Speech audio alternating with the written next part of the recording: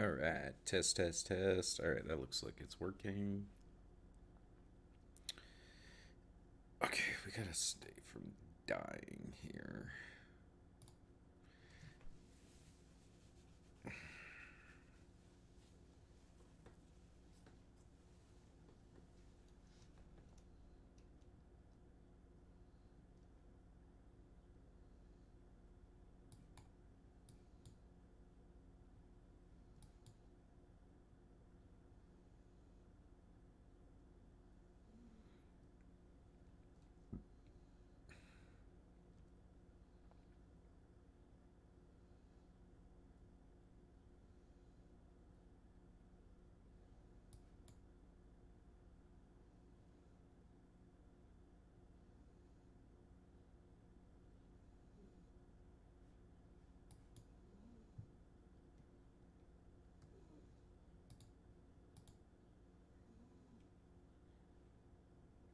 Oh, mono red.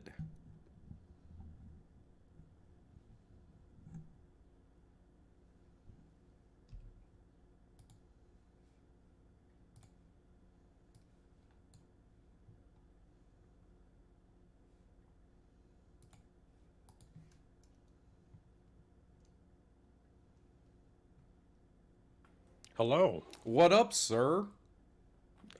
Were you talking? I was, but then I realized you weren't here, so I stopped.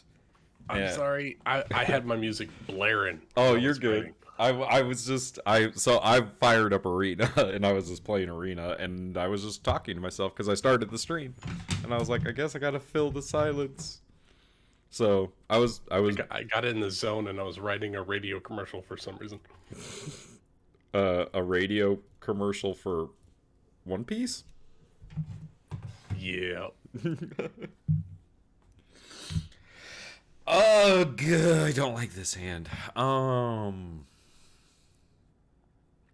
think we mulligan this. Okay, this hand is okay. It's not great, but it's not bad. One more land in this hand is good. That wasn't a land. Okay, that's okay. We get one more. We get two more draws before this is a bad keep. Ooh, cycling deck. Okay.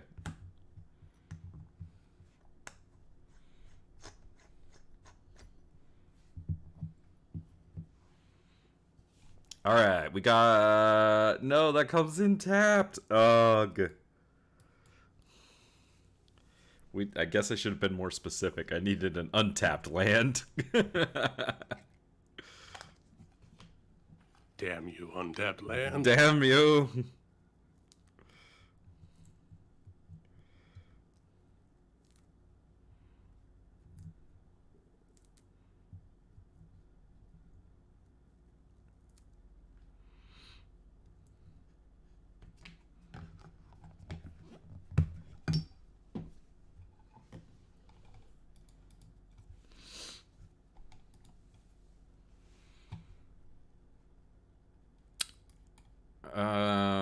Okay. We're gonna take some damage, but we're gonna get out of it next turn. Assuming we live.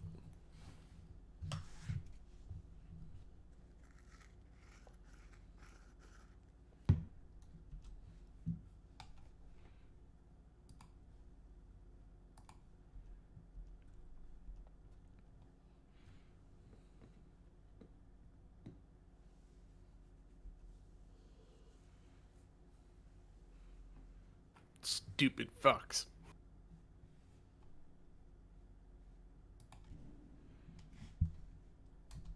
Oh, this asshole. All right. I think we just Coco here. Okay, so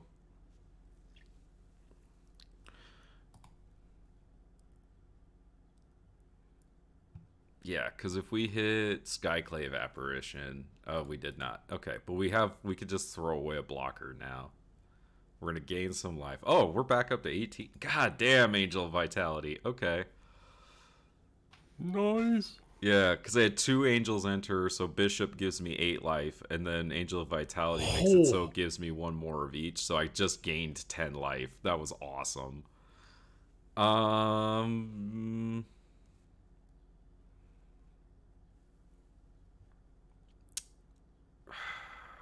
we could just Coco again. No blocks. Take that.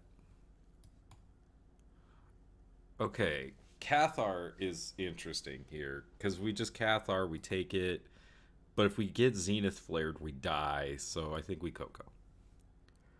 All right, this was the right choice because we can do this and this.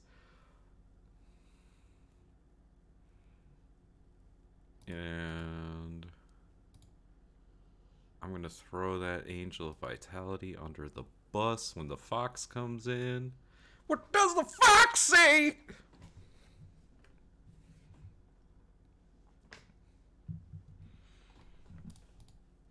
Hello there. What up, Ryan? Hey, Ryan. What's going on? I'm just playing some Magic while I wait for everyone. I'm watching Nick play Magic while waiting for everyone. I was writing a radio commercial for One Piece, and then I saw that Nick was in here. I was like, oh, I've been a jerk. And then I started watching his stream.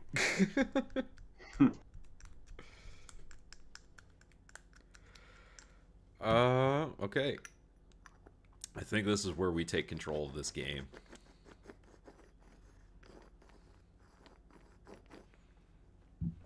Yes, let's double spell, shall we?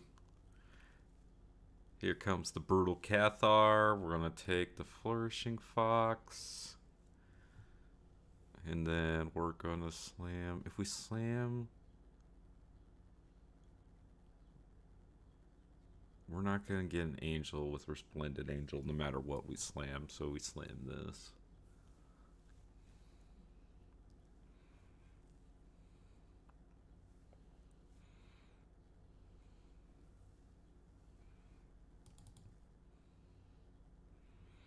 And let the beatdown commence. The angelic beatdown. Could use some of that in Misthaven. Right.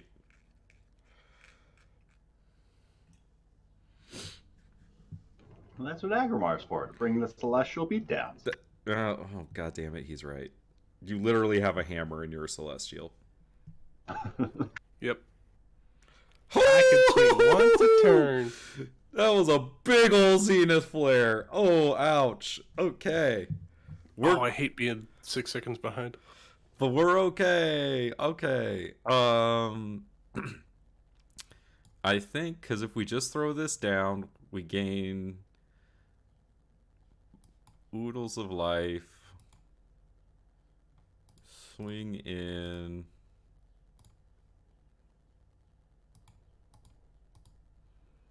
Unless they have their third Zenith flare, I think we're good. Oh wait, we're gonna gain life from these angels coming in.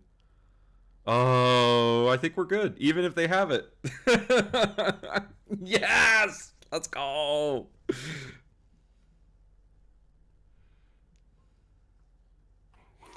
It's a dirty deck, Nick.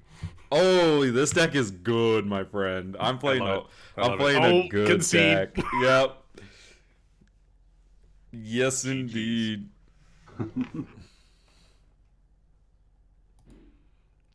That was fun.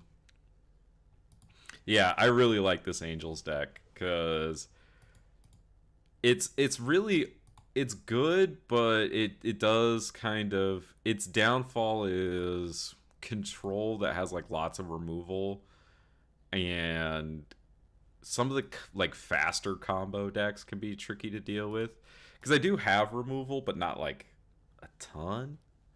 So.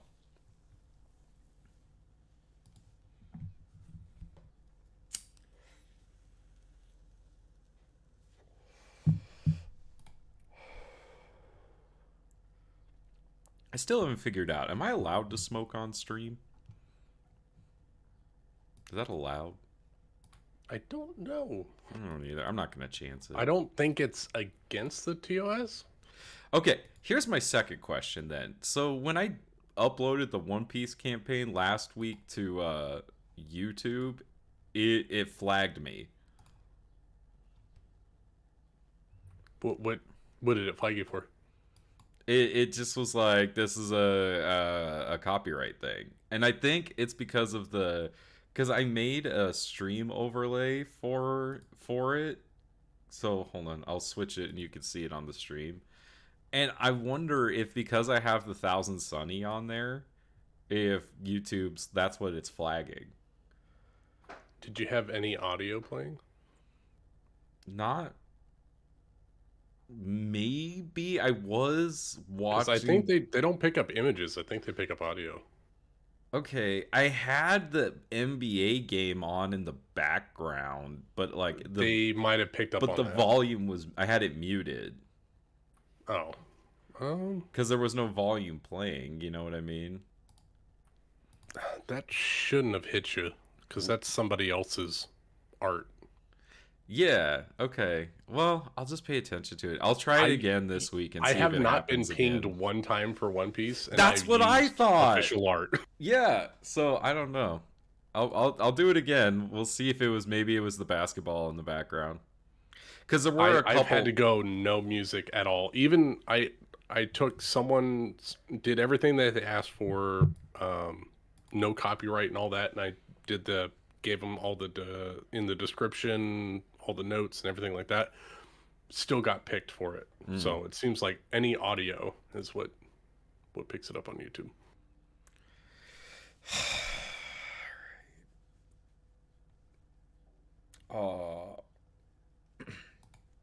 I don't want to get like settle the wreckage here.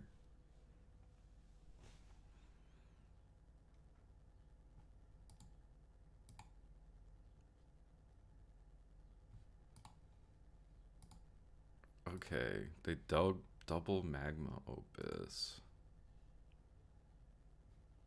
Okay, so they're a combo deck of some kind. Oh, this is interesting. I could skyclave the treasure because they clearly wanted it. This is mean. Oh, this is mean. Oh, you can't. Oh, it's a token. I'm so stupid. Oh, you can't skyclave tokens. That's a punt.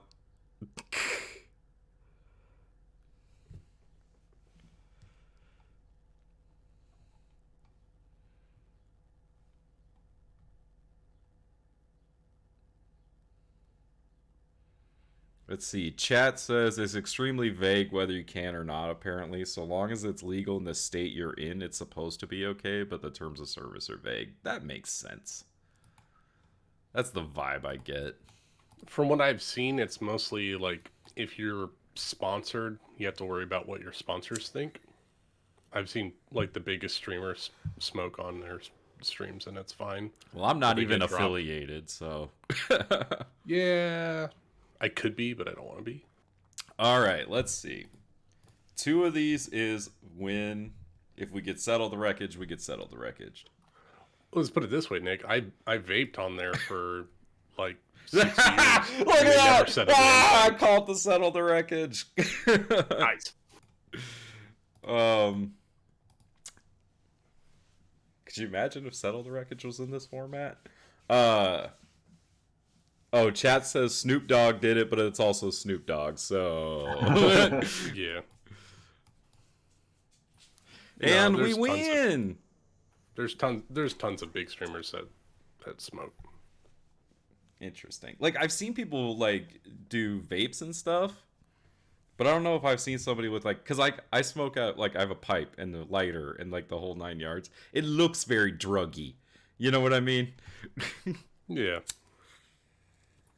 I think most people do it off frame if they do it. I turn off my webcam when I do it.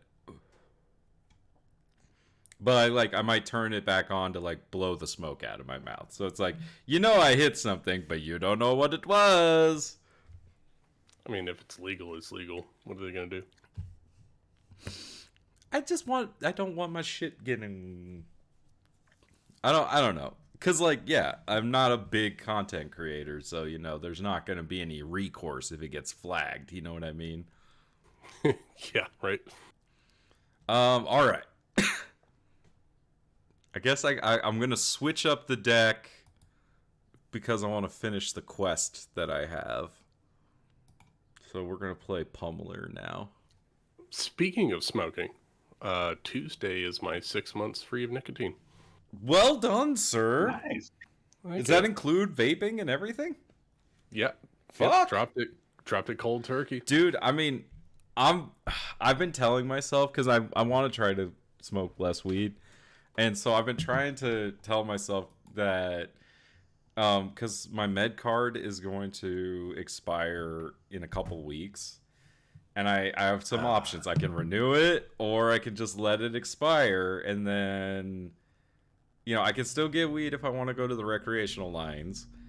But like I was just thinking about like, okay, if I might just try to quit and only smoke like maybe in like social situations, like if I go over to Jeremy's or something like that, but just like stop buying weed at home for a couple months. I don't know. I want to quit to save money, but at the same time, Yep. life is hard, and Yep.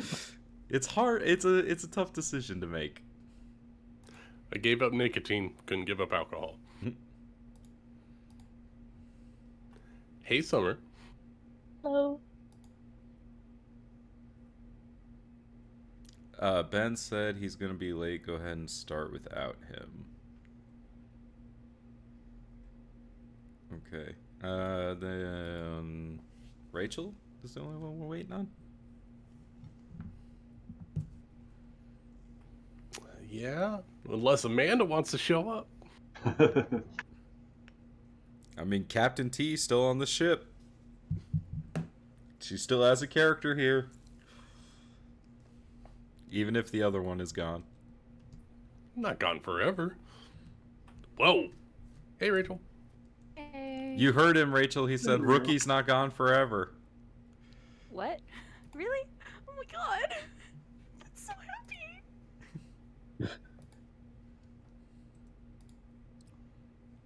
That's a good spot of news. Yep. Well, I mean, it was very up to interpretation with that little flashback thing I gave.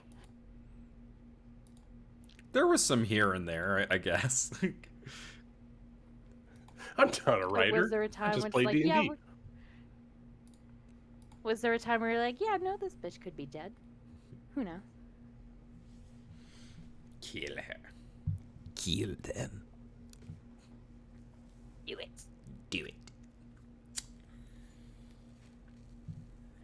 So, just to make sure, did Panala feel like, I don't know, the residents or like the same energy, the same vibe that Cerebos gave off? Were the vibes wrong? From what? You asked me to roll an insight check eventually, and I did. And you said, "Oh yeah, vibes, Vibes. divine vibes." Vibes. I can honestly say I don't remember last session. Well, shit. Hey, Because I wasn't true, too sure. true to pirate form, my friend. Do you want me to roll? Well, No, Was no. I Cerebos think I know. Yeah. You were in the space and you caught, we'll say, a perfume, a whiff, on the air of Cerebos. could I ask something a little bit extra? Just a little bit. Of course. Okay, like when she gets wisp of that perfume, like what happened in Alabasta, that same tune plays in the back of her head, just very softly but noticeably. Yeah. While you're interrogating a poor little elephant girl. Oh, Lady. tight. Poor Izzy. Poor Izzy. And I'm also sorry I didn't send you. Well, this is a continual theme of mine. Sorry I didn't say anything about my backstory this week. I had a PA assignment that I had to do, and I really overcomplicated things. It amazes me how you're immediately back in school already somehow. Oh yeah, that's because, let me see, I graduated on my last class was on that Monday. I took my last final on that Tuesday. I graduated on Saturday, and then on Monday, it was my first day of my Teach Arizona, my master's class. So I have no rest because I hate myself. That sucks, dude. Well, good for you, Rachel. Thank you. And I have no summer break yet again for 3 years in a row, which is fine. Welcome to Gotta keep- adulthood. Yeah, I are you know. excited to I grow up admire or your something? passion. Holy shit. I haven't had a summer break in 17 years. Yeah, I haven't had one in... What year is it? 22. I just I meant guess it's been academ- 11 years. I just meant academically, I haven't had a break because last semester I was an intern. The semester before that, I still count it because it was 2020 and I was a cashier working 40 hours a week. It's been 16 years since I've been out of school. Mhm. I just want to be done. I just want to be done so badly. Trust me. Bec- Enjoy it while you're there, because when you're done, it's nothing but working. I know. All the time. And it never stops. Unless you get a really good job that gives you like 6 weeks off a year. Then I'm going to be a teacher. Nah, well, sorry. Well, thank So you. strive to get your summer breaks then. Well, yeah, if you don't have to get a second job. Anyways, we should keep going. I'm probably going to have to. I might see if I can maybe do Unless something with the you're a Girl Scouts college over the summer. professor, in which case you're in the clear. No, I'm not going to do that. It requires more You're getting work your and more master's, stuff might on as my- well. That's what I'm saying. Yeah. I thought I needed a PhD. No, wait. If I get a master's, I can't. Please, have you seen people that are teaching college? I hate Okay, Arena. yes. Why the I- fuck is it giving me cards I already have 4 of? Anyways, sorry I interrupted. I mean, to be true, yeah. I once took a class, and after I left, I can't enter into animal shelters anymore. I get really nervous. I didn't like that professor. Anyway. But I'll have a master's in education. It won't be like a master's in political science, which I eventually want to pursue if I really hate myself, which Wait, why are you qualifying a difference between those two things? Like, it's a master's degree is a master's degree, dog. yeah, but it's not in the field that I want it to be. Then why are Well- you going for it? Oh, well, I want a master's in education. I also want a master's in political science. I just don't have a So you really bachelor's do in hate political yourself. science. I do, yes. Well, the thing is, with the thing that I'm in right now, Teach Arizona, it is a curriculum that is a just blindingly fast curriculum that helps me get my teaching certificate. It helps me. It does my student teaching. It does everything that I need to be as a teacher in 1 year, and then afterwards, I get a master's in education. Yeah, it's a good program. That's It's awesome. Oh, one that's of a the great few program. things that Arizona does well. hmm And then I got the full ride scholarship with that, so I don't have to pay for anything. I just had to pay for my books and. And then you can occasionally- go be a poor person. Congratulations. And then I have to work in Arizona for 2 years to kind of, shake my hand and slap me on the back and say, "You're here forever." Yep. Um, I got then- advice for you. You ready? yeah. Marry rich. I'm not gonna marry. I feel very uncomfortable. This one gal I was fancying, she hit me a couple of times during the Friday thing, and I'm like, I don't know. I mean, She's also dating someone, so oh, well, there you go. yeah. Well, Tell her to are- quit are- hitting on you. Are they married? It's No. funny because it's Okay, roller then it's a derby. speed bump. It's not a wall. You can get past it. but I feel so bad. Like I'm kind of like, okay, Or you as could like soon as she respect their breaks up- relationship. Yeah. Well, and also too, I mean, you could. You could. she has also seen me. I came up drunk when I was at the Shirley Wench. Oh, that doesn't matter. No, well, and then she also saw me extremely sleep deprived going up, and she knows how bad I am with directions. Is this being recorded right now? Yes, Who's Yes. recording this? I am. Both of them. I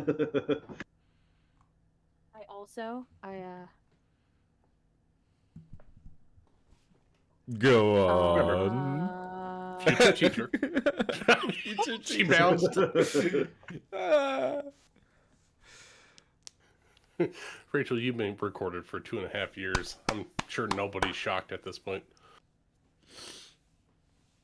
Oh man, I'm excited to play this game. I also gave her the streaming thing last week, and I don't know if she's gonna watch it again.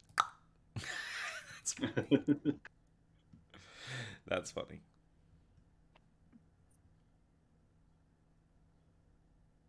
Well, it's a good thing that my skates broke. Is Not that a cheap great, but- fix, or are you gonna have to get like brand new skates? No, it's literally so there it's basically a shoe upon something with wheels on it, like actual trucks, my plate. And it's separating. I can't super glue it on because it's my dominant foot. I use it to plow stop, I use it to just ground myself, and that's why it broke. It's because there was just so much pressure that it eventually just came off the plate.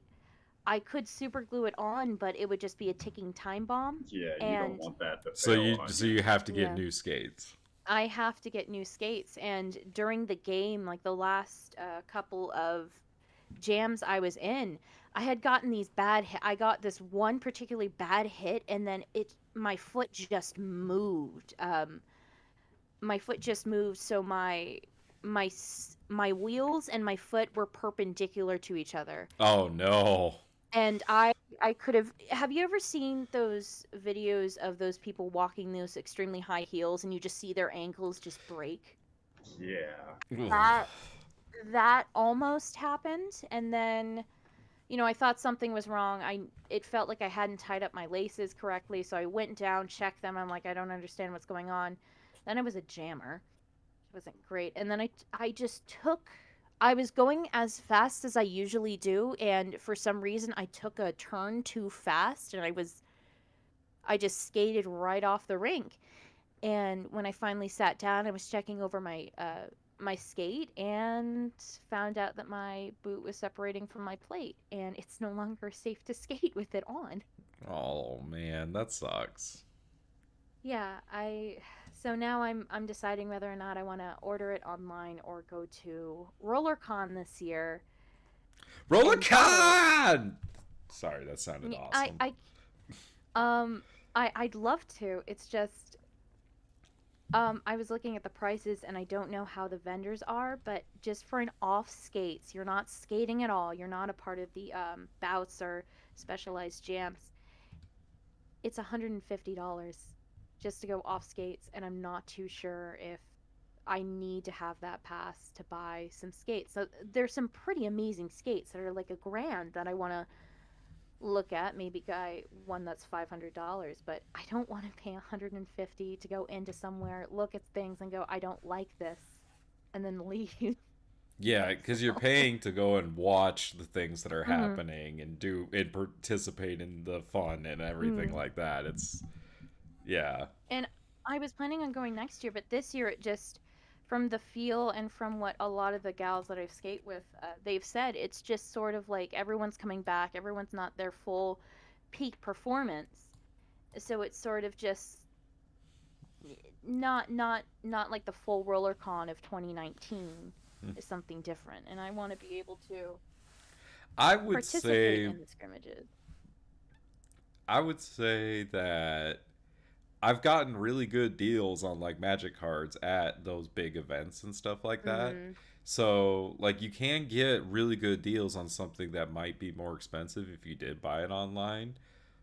But there's no guarantee that happens, and you do have to kind of pay for the entry. Mhm.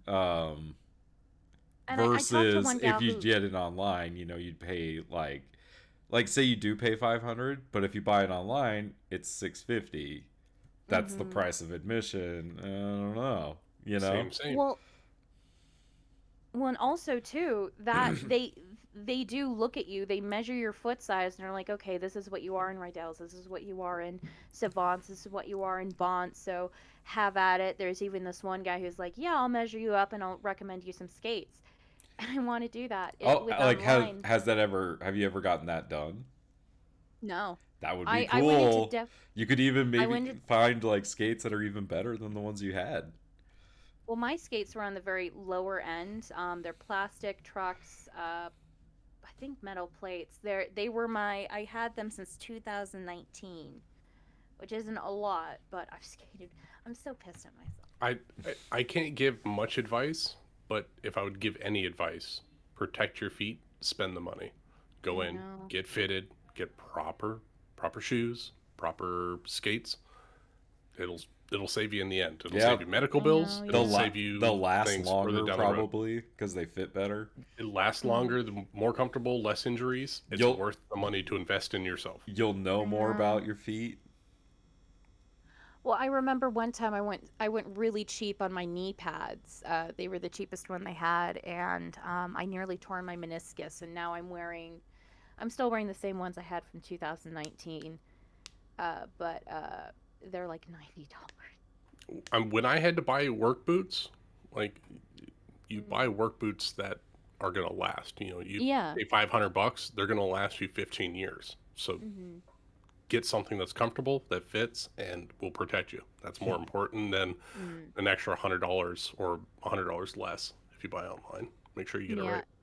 It's just with me. I want to be able to try them on, and with online, I don't like to buy clothes online. Oh yeah, me 'cause neither. You're not quite sure of the fit. Mhm. Not quite sure of the fit, and then I have to keep turning them back. And I think we're going into off season right now, but even then, it's like I'm not going to be able to skate, and I really want to be able to skate so that way I can at least train myself up. Everyone So do it by with the me. time- Roller con, roller con, roller I- con, Roller roller con, con, roller roller con, roller con.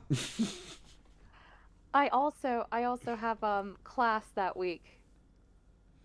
I can't It's even never stopped go. you. Come on. But it's one of those things of just finding it, which I hoped I never had to do. But Yeah. Well, let's talk Yay. about your heartbroken pirate, shall we? no, I've had speeches. I've done speeches. I've been like, yes, let's do this. As I'm like 24 hours. Oh, by the way, the Friday jam session, I only had like a 2-hour nap. I was up for 24 hours, and I had to. Dude, Your I know I body had a needs different- sleep. You have to take breaks. I'm a procrastinator perfectionist that doesn't Oh, exist anyway. really Pirate. quick before we start, I was talking to Kelsey earlier today, Rachel. Do you 'cause- want to do roller derby? No, not about that. But we were talking about how to like end a business email, and she was just like, and I jokingly said, "Oh, you should say I'm sorry, Kelsey. That would be really on brand." And I was like, actually, you know what? No, that one's for Rachel, because she could easily end an email with, "I'm sorry, Rachel." I've done that before. I have a lady at work that apologizes for questions.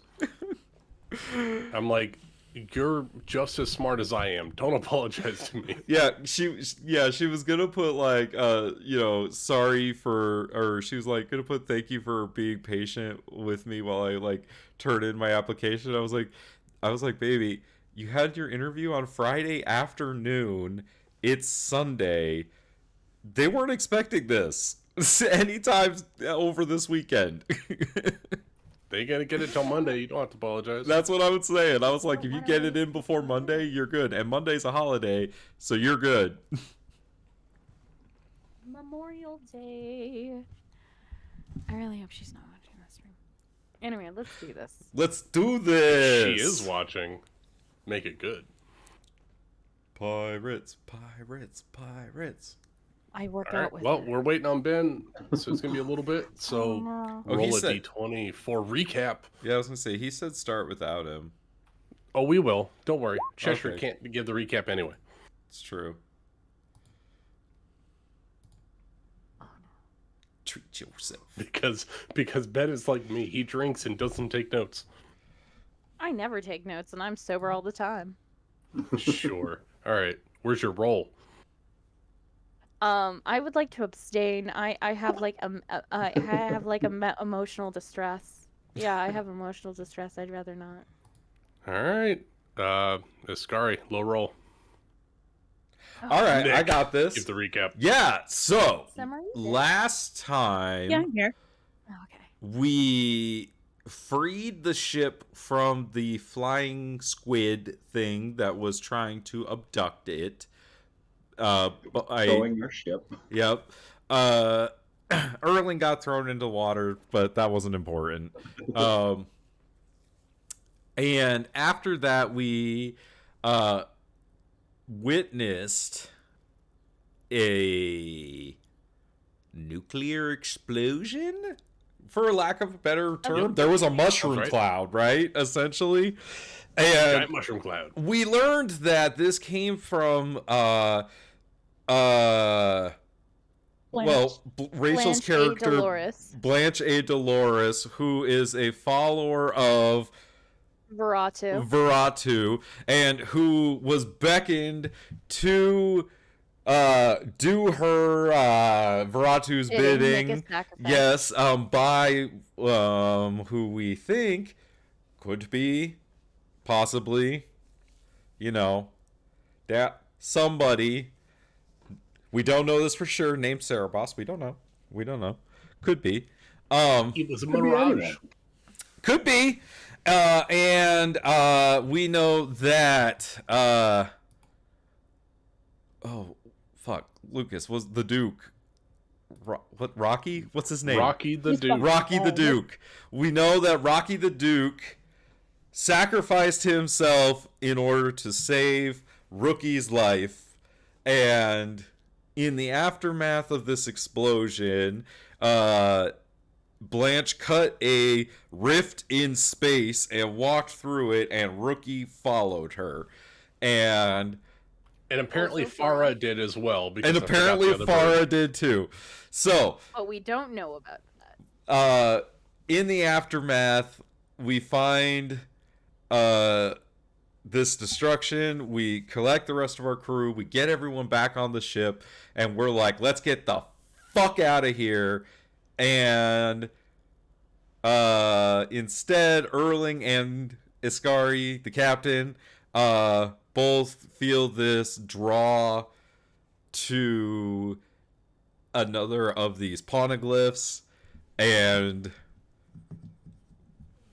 essentially make the decision to head for the upper yard.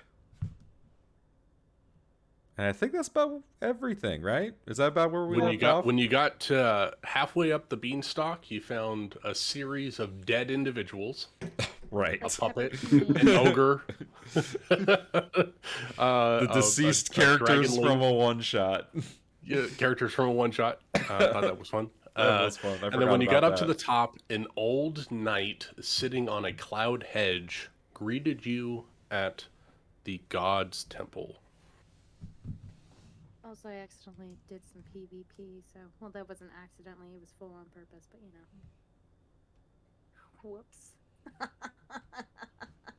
Okay. All right, you good? I mean, are we truly good in this world? Not your One of us characters. Spoke ill of God's name. Only one of us Yet. did. Yeah. better. Yeah. As long as nothing weird happens. Yeah, because nothing ever weird happens with the one-horned pirates. This will be the day where nothing weird will happen. That everything will go our way. As long as God doesn't have an inn or a tavern that we could burn down, we should be fine. No. Yeah, we didn't burn down the tavern. Or It the You inn. has moved it. act of God insurance, so it is immune to your advances of destruction. As an insurance there a lead? professional, I have to tell you, every insurance contract excludes acts of God. Hey.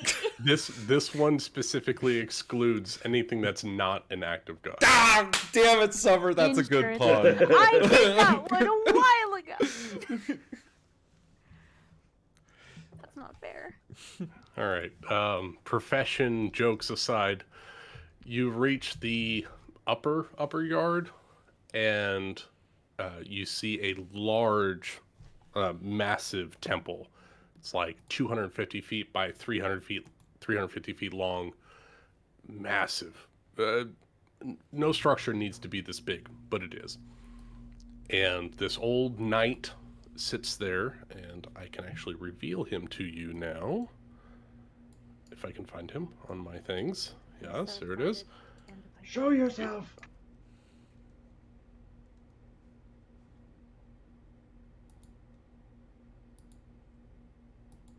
All right. Can you see? Can you see him? I don't think we're on the map yet. No, we're still at the golden age of pirates. Oh, there we go. Oh, there he is. Oh, Okay, he seems fun. He seems like an honorable chap who would like to have a nice conversation. Oh, I just looked at his eyes. Oh god. I bet I could fight him one-on-one. Let's not. and he had beckoned you to follow him as your ship finally came to rest on the second level of Sea of Clouds. And he beckoned you to come with him to go discuss what God's intentions were. Oh, Blanche would have loved this. really quick. Did we get a short glad you rest? brought I me. think you said yes, right? You discussed, yes, you rolled hit dice in the chat for your short rest. Okay, You get I your just- spells back, Iskari. I didn't update my token. That's why. Oh, okay. Yep. Yep. Short rest for everyone who needs it. And this old gentleman says, "Well, you follow me. I will take you into God's realm.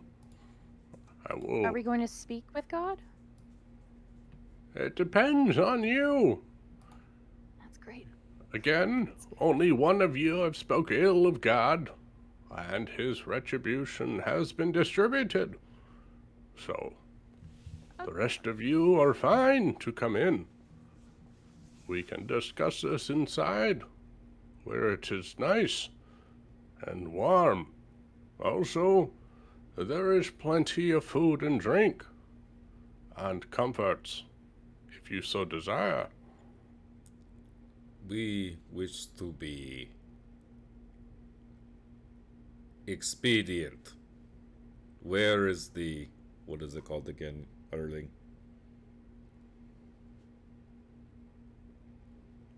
Erling. Earth Erling. I don't know what it's called. What are you referring to? The poneglyph. The blue stone, maybe, perhaps? Two sources of ancient knowledge. Where is the stone slab with the writing on it? Ah, you speak of the blue stones of knowledge. Yes, one is here, and one is not. Helpful. It is not within the temple. It is. Well, you can show us the one that's here.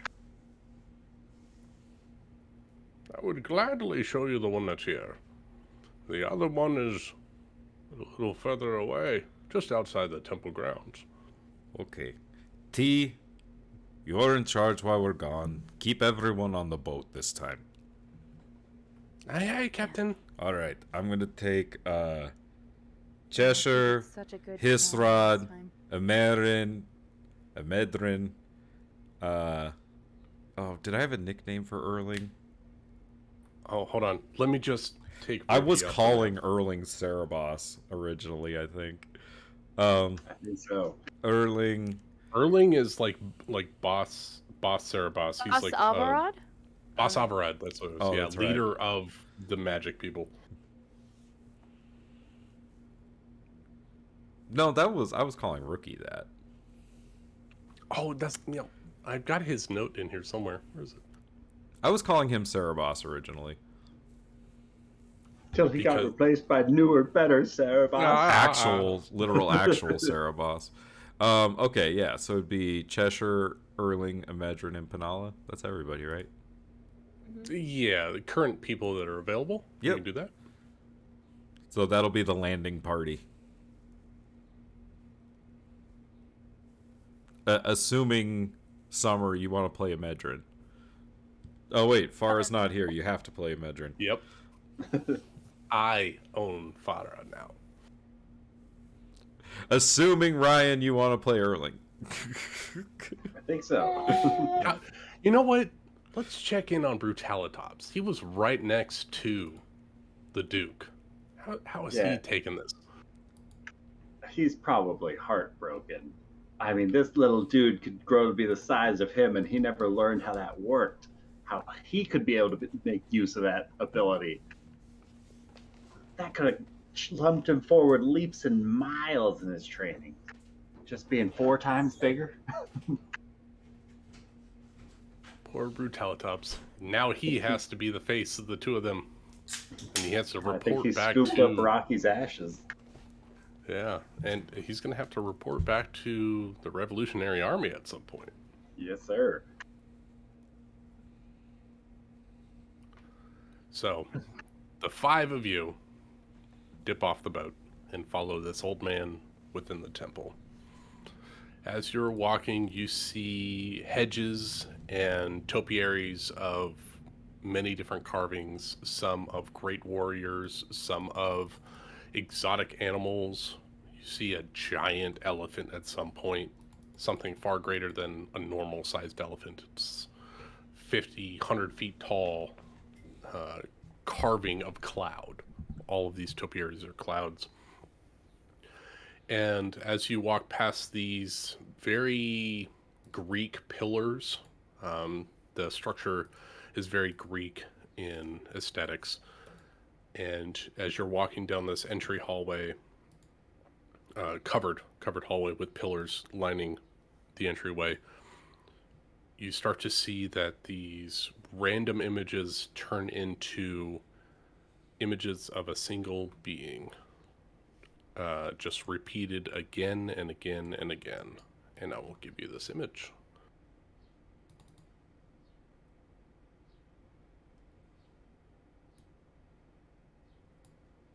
Oh no. Image of this individual, long drooping earrings. He's got these drums, 5 drums placed above his head, seemingly connected to his shoulders. And he stands there in different poses, looking up into the horizon, head bowed, arms together in some form of prayer. Another form in an action pose where he's crouched on one leg extended. And it seems to go from a previous history into the current times. And as you get to the main door of the temple, you see these... Iskari's gonna ask the old guy, she's gonna say, so this god wasn't always the god here? No. This man came in and overthrew me. I used to watch over the people here. Wait, you're a god? Yes. My name is Old. And I used to be God. I used to watch over the people here on Skype here. But this individual came 5, 7 years ago. And quite frankly, he outpowered me. And he kept me around as some kind of sick muse. We might have different definitions of what a god is. Yes, well. This old We might man's as well looking talk. around. Yes. Where you come from, it means something more elusive, more divine. Here, it's a title. It's the leader. It's the one in charge. Which is the term that the surface dwellers use? Like a governor, or maybe a king, president. Oh, I okay, I get it. Yeah, not specifically that of Well, holier than thou. I'm a lot less scared now. How should we address him if we ever talk to him? Address him as Gardenel. No, Your Highness, just God. Just God. God anal. Iskari. Yeah. If we ever do get an audience, do you mind if I just take the lead on talking to God so that way we can get out of here as fast as possible? Well, of course, his Throd, that's your job. Doesn't feel like that much of a job, but okay. Well, Just wanna remember, get we're down. looking for these poneglyphs. Yes. I understand. Do we need to take it, or can we just get some paper and trace over it? We just need to find them. Great. Okay. That's good. And we don't need to take them, we just... We'll figure that out when we see it. Great. Okay. Okay, sorry. Lead on. Sure. And as he brings you in, oh, I don't have Cheshire stats anywhere. I don't know what his passives are. So as you walk in, Emedrin is the only one that hears this. There's a crack of lightning across the sky, and in the thunderous boom, you hear what you think is laughter. How fun.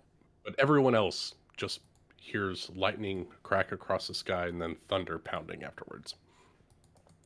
He escorts you into this giant structure, and within you can see that there are pedestals that once held artifacts that were precious to the society down below.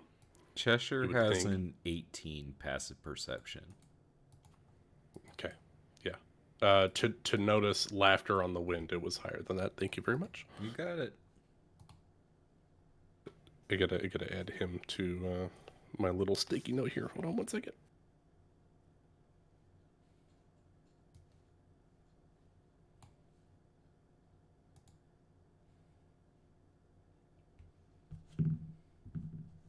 I knew it was high. It was a rogue, but Emedrin is built to hear things that are not meant to be spoken. Huh. What? You make him sound so much creepier than he actually is. I don't know. He's He's a pretty creepy bloke. creepy. He's pretty creepy.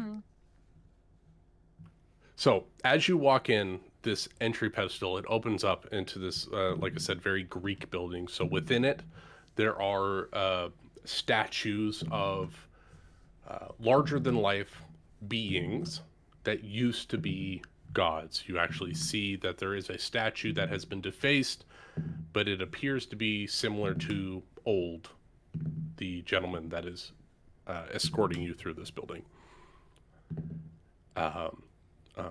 And then also, so those are on like the furthest of the walls, closer to the center walkway. You see smaller pedestals that would house artifacts. And you see that these artifacts are missing. What used to be here? These used to be tomes made out of pure gold and ceremonial masks and armors and weapons and just historical items to our culture. When the great benevolent God Enel had come through. He took all that was gold and stored it somewhere. But all of our history was taken.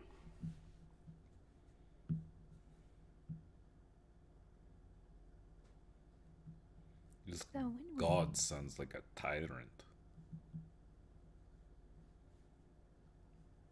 There's so much misery in this place.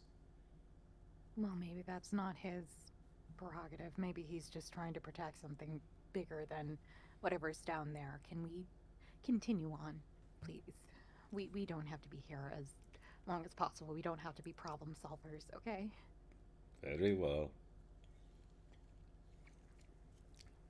He takes you down this long corridor where you just see these empty pillars, empty plaques lining the walls, defaced deities that generations back, you could look, it's maybe 10, 12 generations back, of leaders that have been defiled. He takes a left and he brings you down another hallway. And this hallway is just kind of lined with sporadic doors. After 3 or 4 doors, he takes a right and he opens this door and beckons you all in. Please, if you would. This is the guest chamber of God's temple. How long would we need to be in here before we can be granted an audience with God? He looks around. Wait, I thought we You're were. the only visitors, so I thought we were as going long to as he's see not- the stone. Do we need permission to be able to look at the stone? Would God find it acceptable, or do we need his permission? God does not care about the stone. The stone is a deep, rich history of the people. He doesn't care. As And far would as he I'm care? concerned, it's free game if you would like to go look at it. Should we ask for permission first before we go? Because we do not want to tread where we're not supposed to. We want to be honorable guests right now and leave as fast as possible. He holds up a hand in the middle of your question and beckons you in with no further words. And he just says, please, and beckons you into the room. All right. We all enter. Yep. We All right. open the door. As everyone enters. Oh, are you writing down your names, Nick? I had him on my character sheet on D&D or on Roll20. Boss Cerebos, right? That means that he's the leader of the It means he's a Cerebos. It means he's a Oh, right, boss. He's a Non-Kunari non-Kunari Cerebos. Cerebos. That's right. Non-Kunari magic wielder is the boss Cerebos. So as you all enter the room, old God, steps into the room with you and closes the door. And as you all look around, there is a lavish table set up with exquisite meal laid out. There are elegantly carved mahogany chairs that seem oh so inviting to sit in, just laid out around this room, very casual. But the keenest of eyes, let's see here, Medrin and Erling, you noticed that just ever so faintly pressed into the wall is that of brass netting or a brass cloth embedded in the walls. You two would know that this is a Faraday cage. This blocks any outside transmissions. It is a clean talking space. And he has brought you here so that way you might not be heard from the outside.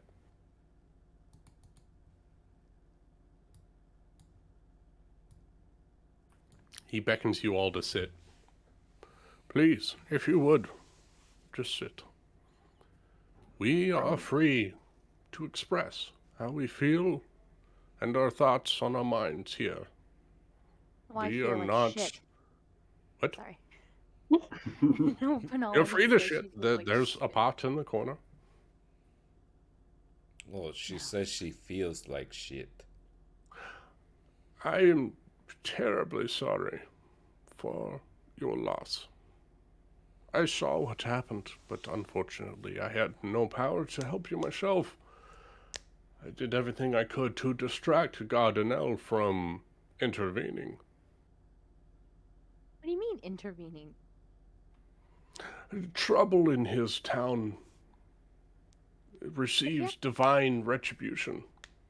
Could he have stopped it? He could have killed everyone there. Yet he didn't.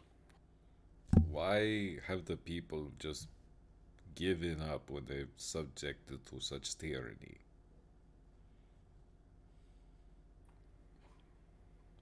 This Enel years come with great power.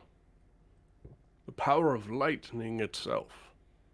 Something you can't capture, something you can't hit, something you can't even perceive with your eye. Before it's too late. Overwhelming destruction he wields at a whim. And he is but a young man. He does not have the wisdom of age to know when to stay himself. But if we behave and play his games, then we live, and we relatively thrive. We don't need the gold. It's just nice to have.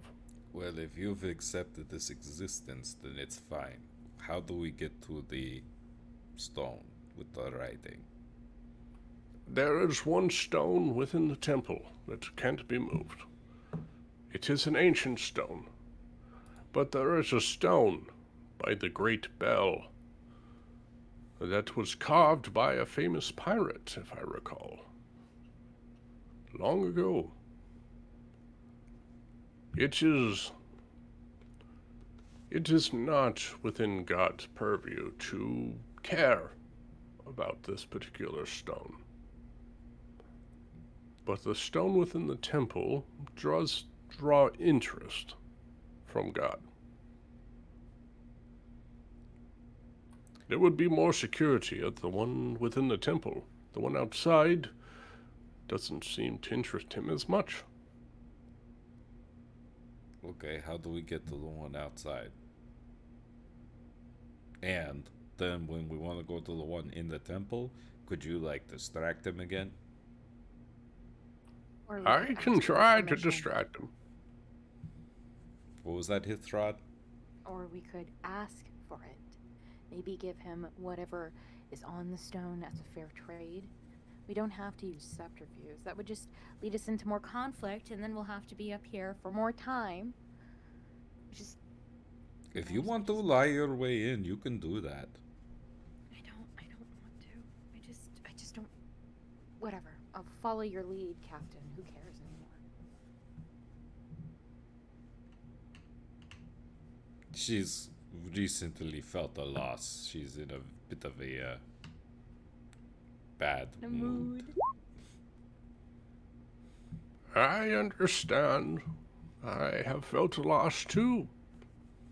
Unfortunately, all those that had allied themselves with Enel, they were my people too. I know that you all did what you had to do, but I felt loss as well. Each one was like a child to me. I watched them grow their wings and soar across the clouds. I understand. As far as getting to the stone outside the temple's boundaries, that's easy enough. God can hear what you're saying. He can hear footsteps. But he does not know where they go. And if you're quiet, he will not know that you're passing from the temple to the stone.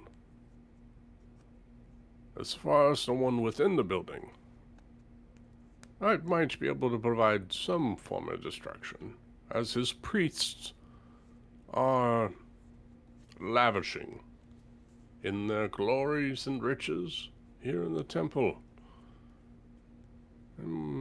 Maybe I can persuade the priests to move on to investigate another ne'er-do-well down in the lower yard. Great. What kind of a signal do you want?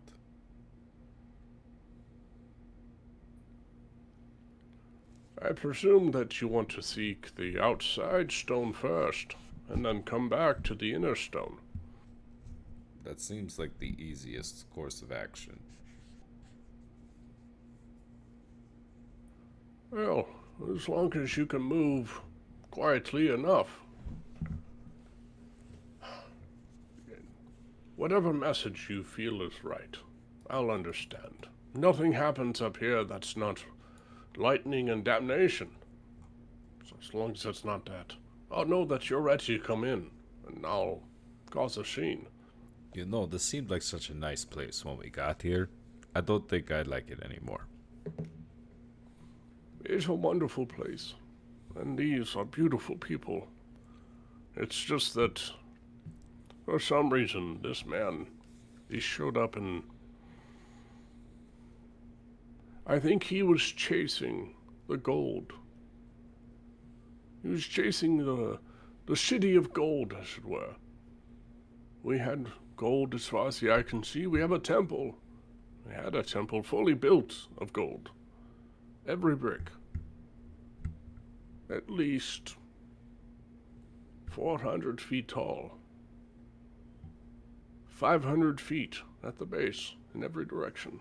Every brick gold. But he has taken it. Some of it he sent away. Some of it he kept for his own machinations. Though I do not know what he is building with this gold, but with his lightning abilities, he's able to melt it. And he could make anything if he wanted to. But we are peaceful people. We just want to exist and thrive. War is not suited to us. I can respect people that have learned to accept their place in life. You seem to not have accepted yours. And Iskari's gonna walk out of the room. He just nods. I still fight the fight for my people. I can't let them be exterminated by a tyrant. As everyone else walks out, he gives someone directions. You know, head out this direction, 300 yards past the outer perimeter of the temple, you'll find a grove, and within that grove, you'll find the standing stone.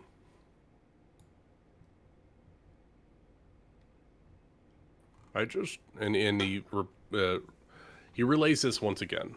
Just please, keep your words to yourself. He can hear them. Outside of this room, keep it to yourself. Write it down if you have to. And he escorts you out of the Faraday cage and lets you walk on your way.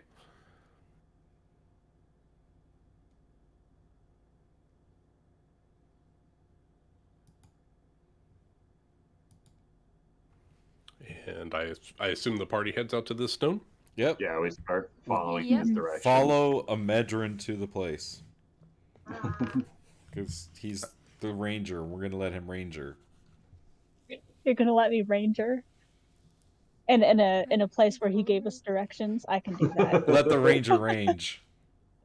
Go, Yeah, go, that's- Power that's- Ranger. That's Power Ranger. Imagine is actually free range. Thank you. Go, go, free, Free range. ranger. Nice. That'll be so Speaking of free range, go ahead and give me a wisdom saving throw, please. Everyone? Just a measure. Just me. What? I would a dirty 20. Oh, yeah. You're able to block out the static that is out in the space. There's an electrical hum. And as you are focusing on the directions that were given, head in this direction so many feet, turn, head in this direction so many feet, turn, head in this direction so many feet. You're able to just block out everything and focus on your goal. And you're able to lead the party all the way through to a silent grove, bustling with elegant sky flowers. Everything is in a pastel in this orchard. You walk through just this like rolling hill outside of the clouds. It's weird. These flowers are growing out of clouds. They have white stems and they come up into their pastel colors. The light pinks and blues and greens, some oranges, some purples. And just on the edge of what looks like a cloud tree forest, you see the beginnings of a tall building, some structure. Looks like moss-covered stone, but set in this moss-covered stone is a familiar blue stone. And you're able to pinpoint this out with your perception. You can see this blue stone deep within this cloud jungle.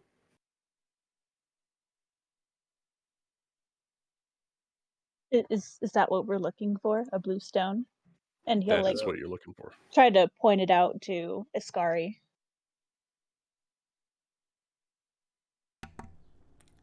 Is that...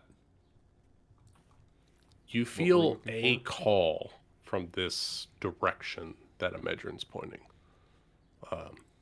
Like a voice in the back of your head speaking Qun. Amedron, you feel this as well. Oh. a Medron or Erling? Sorry, Erling. E-names, Erling. The two that can read it. Guess Iskari's gonna walk over to it. I think that's it. All right, the two of you walk towards this blue stone. You brush aside some of the long vines that have grown over this blue stone. And you see... Make me a history check, the two of you. Sure. Can I aid Erling? You can aid Erling. Yeah. Good. I'll Cause- take Oh. it. Because I have a -2 to this roll. Yeah, I know. Yay. 15? Erling, you notice this isn't like the stone that you found on Gold Island all those months ago, back on the East Blue. The script on this stone is rougher, not as refined. And you see that it is written, "I have been drawn here by the voices within the stone. It called out to me, and I answered. That which can be lost. Sorry, that which is lost can be found again at the end of all things, in the center of the open hands of the behemoths. And just below this script that is written out, you see a single name signed. Gold D. Roger. I think I cut out. I got that which is lost can be found again. That which is lost can be found again at the end of all things, in the center of the open hands of the behemoths. And then it is signed by Gold D. Roger.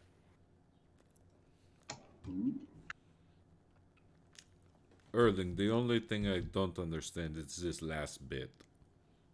What is this? Gold D. Roger. If I'm not mistaken, he's the one who hid the One Piece. Oh, the one you were talking about. Your king of pirates. Yes, the end all treasure. Oh, well, so this is good. This is where the book is. It would seem that it's in the hands of some behemoths. Giants? Maybe metaphorical behemoths, or perhaps literal. Well, I've seen a literal giant before. Have you? Rocky got rather large at one time. No, I mean like the actual giants. You know, from the old times. I've seen some depictions in some texts that I've read. I'm fairly accurate and well aware of just how large giants can be.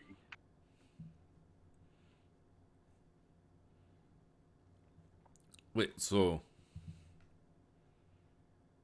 this isn't what we're looking for. Or maybe the other stone could be used to help puzzle this out.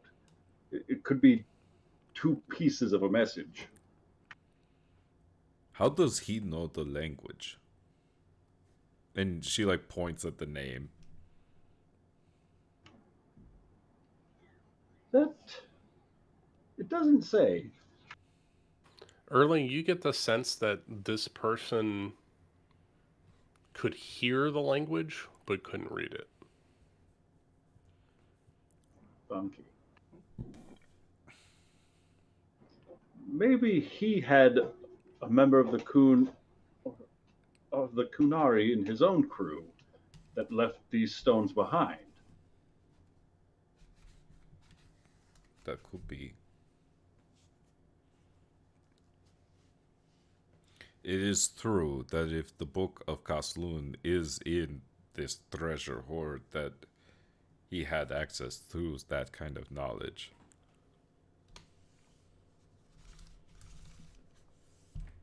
There we go. Finally, some good news around here.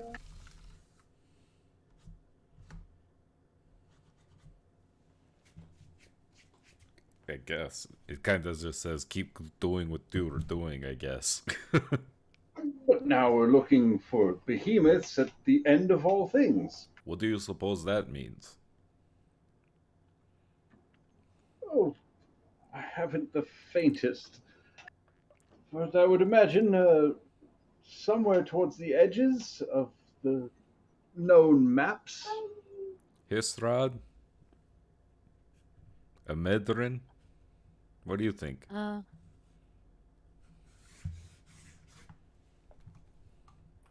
we roll for that? if Yes, you possible? can. Amedrin, give me a survival check. And Penala, give me a persuasion check to see if you have talked it out of somebody at some point.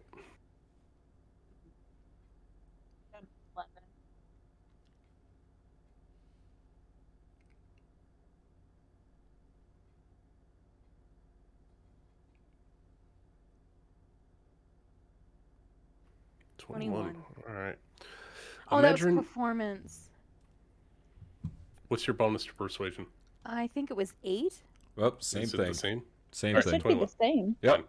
Wait, no, plus 11 actually. Even higher. A 25. Much better. Imagine the end of all things would only make you think where the world ends, which is the red line. You know that there is this giant, massive structure that splits the world in two.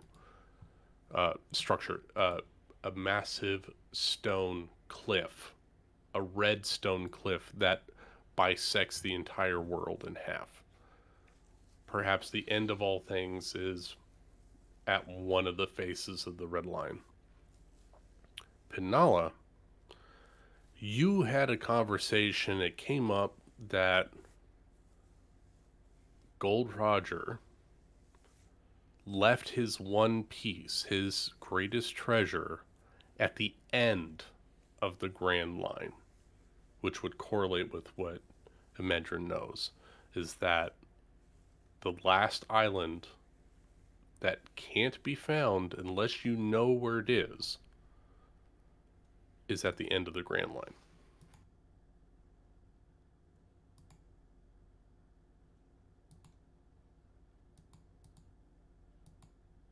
Yeah, when I was traveling alone for a bit, I got into a drunken conversation with this little, I don't know, marine innkeeper. They all just run together during that time, and well, it's at the end of it's at the end of the Grand Line, end of the world, essentially. And if you know where you're going, and if you know where it is, then you'll be able to find it. I think I even heard a song or two about it. So then this is his way of telling us where to go. Hey, we found something. That's great. Why don't you seem excited, Histrat? Are you serious?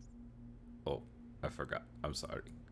Oh, no, it's fine. It's not like, our navigator is gone, Oh, silly me. How could you have forgotten? I'm so sorry that you didn't make that much of an impact. Look, Have you recovered a log pose yet, Penala? No, I haven't. look, Histrat. She made the choice to go in there. Right? I don't know. I don't know. That's what people say, but I don't understand why she would go there. I saw her fly up and above, and I decided to start tying knots, and I should have followed her. It was just this one little voice inside of my head that goes, "Why don't you follow Rookie?" And I didn't, and she's gone, and it's my fault. So, are we done here? It wasn't your fault. It is. She made the choice to go, Histrat. You didn't. You made the choice to help your crew. You didn't need my help. All I did was tie a bunch of stupid knots and talk to a stupid shrimp. That's all I did. That's usually all I do in these fights. And I'm what usually would you have back done if behind you there. were right No, next to Histrat? I don't know. Get her out of there? Shout something? I don't know. I don't know. Okay, well, think of it this way. What are we gonna do to get the Rookie? Get the hell off of here and then just start going to wherever Erling and Imedrin said. Great. Why don't you help focus on us doing that part instead of freaking out?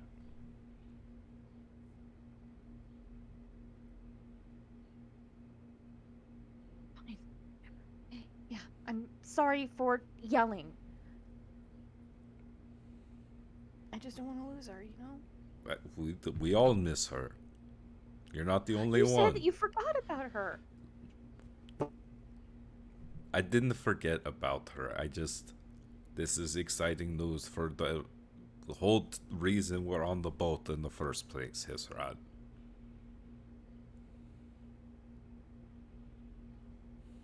Sorry, what was that? Just finding this stone it's the first thing that's really led us in the right direction since we've been on the boat.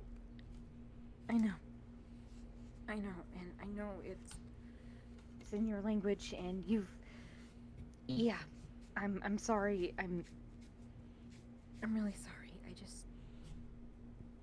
I'm sorry. Oh, And Iskari's gonna lean in and say, and don't forget who's listening.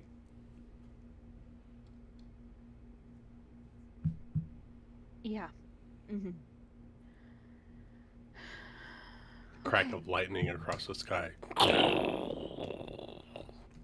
That's not good. Mai, we didn't do anything wrong. Let's just get back to the palace and I don't know, do something else.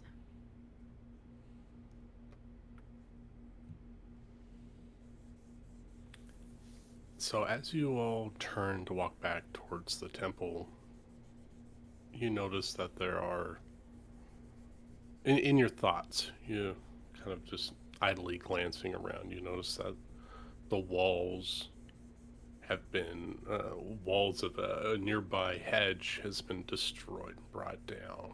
You see old ancient structures just destroyed, char marks. You see bricks toppled to and from.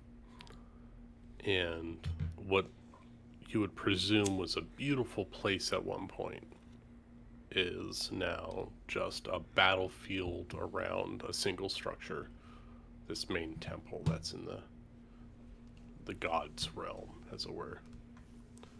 And you make your way back. Not much time has passed, and Old God is standing there within the halls waiting, just patiently, like a stalwart knight, just waiting for some signal. Iskari's going to say, "It's time, old man." Understood. I hope you found what you were looking for outside the temple. I will do my best to distract the guards. I can't make any promises, though. They are vain people. I could maybe give them a performance or something. Entertain them. They haven't been entertained in quite a while, besides seeing what God's destruction does on a body. I'm sure that would be a welcome distraction for them. Yeah, I can join you. I know a couple of songs, you know, that aren't. I'll help you along with that. Alright. Well, if you would all just follow me, I will take you to the archives of the temple. And you all proceed to follow the old god through the temple. And he takes you down a couple of stairs, through the main hallway, down a couple of stairs, and you get down to a lower level. And you see that this is kind of a pigsty of an area. There's cushions that are laid out, half-eaten food thrown across the floor. You see goblets of various different liquids, some spilt, some half-drinking on a table. Very loungy in its layout. So there's like a table in the center of this room and then cushions all around, and just a pigsty of a space. So this god is a hedonist. No, he's not. He prefers a more clean aesthetic. That's why he doesn't stay within the temple. He left the temple to its gods. And he points to, as you walk in, two of his guards, which Cheshire, if he was here, would recognize. Shura and Gadatsu. These are two of Enel's men. Sorry, These guys? God Enel's men. Yes, those two guys. They watch over God's belongings. Isn't that right? And they just kind of nod, and they both put up a hand and wave. Yeah, we do. What's it to you, old man? This was the gentleman in the purple suit. And the guy in the orange suit is like, yeah, we're here to do what God says. Sure. And he kicks up his feet on the table. Just, don't take anything. Don't say anything bad, and we don't have to kill you. Are these the as they enter into the room, Panal's demeanor is going to perk up, and she's going to be really, put on a mask of perkiness, and she's going to turn over to Old and it's like, oh my god, are these the ones that, need entertainment? Yes, these are God's priests. They are bored. Oh my god, I've heard so much about you. I'm your entertainment. I'm actually new up here. You haven't heard of me, but oh my god, I'm so sorry to be like this, but I've never met someone like you, I don't know how to- Oh, yeah, you're a surface dweller. You don't have any wings, do you? No, but I can quickly tell that. I mean, your wings right now, gorgeous. I have things about feathers, Well, yeah, that's really cool. Yeah. Our feathers are the best all around. Oh yeah, definitely. So please tell me some of your stories that you have. Maybe I'll be able to transcribe them into a song. Are these the people we're supposed to be distracting? These are the people you're supposed to be distracting. Yeah, no, Panala's going to try to flirt hardcore to distract them. Is it working? Is it working? Is it working? Let me see. I think it's working. Sounds good. Roll a persuasion or I'm performance. buying it. Performance? Can I do it at advantage? Because I'm doing real hard right now. It's and going I am real hungry. hard. I'm going real hard. You're going real hard. Yeah. How the hard up old are god, these guys? The old god is helping. He's like, yes, I have brought you surface dwellers. This one in particular is quite voracious. So you can roll persuade with advantage. Yes. 23. Pretty good. That's very good. That definitely beats their insight.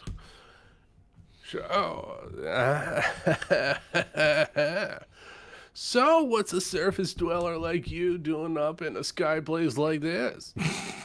Well, That was good. I don't want to burst your bubble, but I want to make a story and, just be well known down there. And so when I got up here, I heard, about God and everything and about his priests. So I just decided to do a little looky-loo, and oh my god, you're meeting all my expectations right now.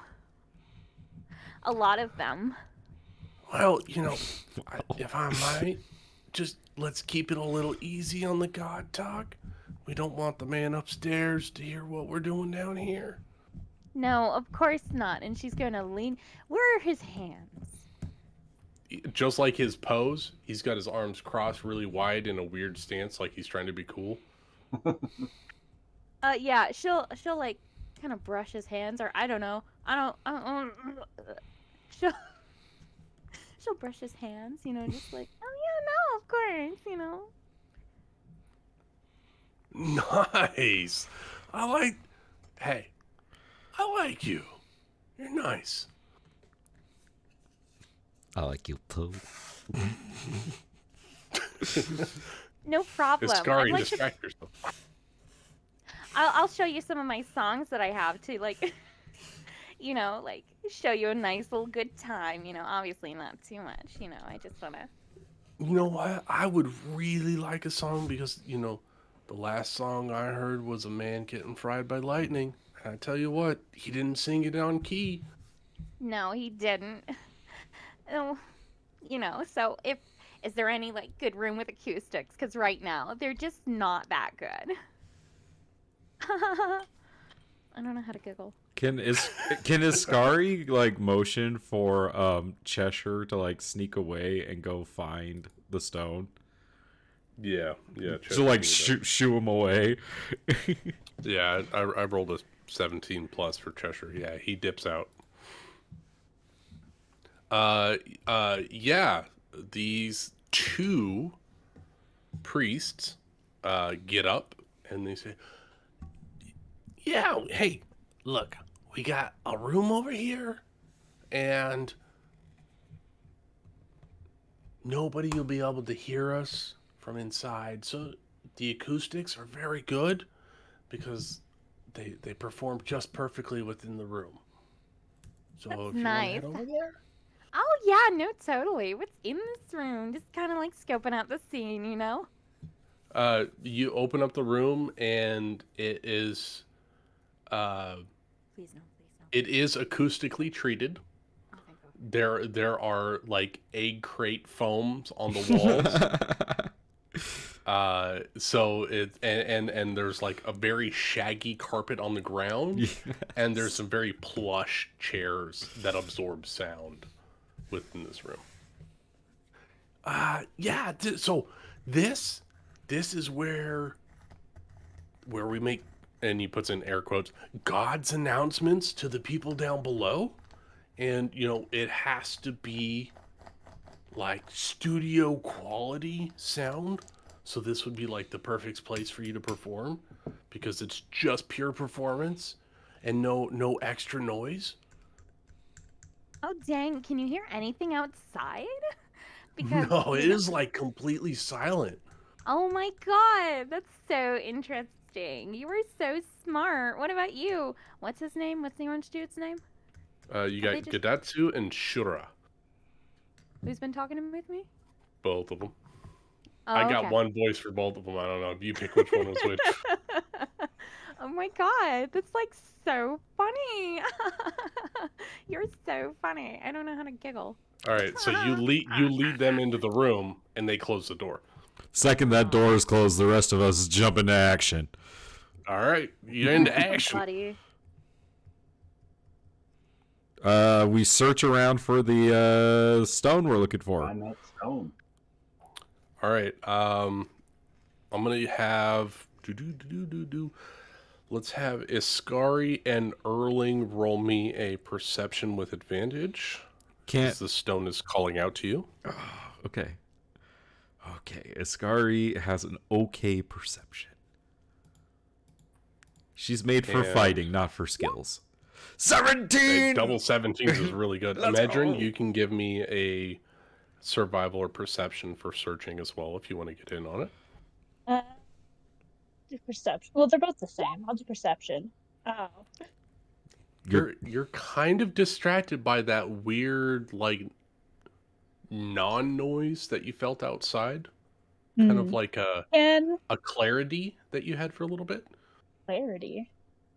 Yeah. Oh, interesting. Like there wasn't a voice, or there wasn't like any noise. You weren't on edge for a little bit, and it's kind of distracting you. Erling, okay. Yeah, you don't find shit. All right.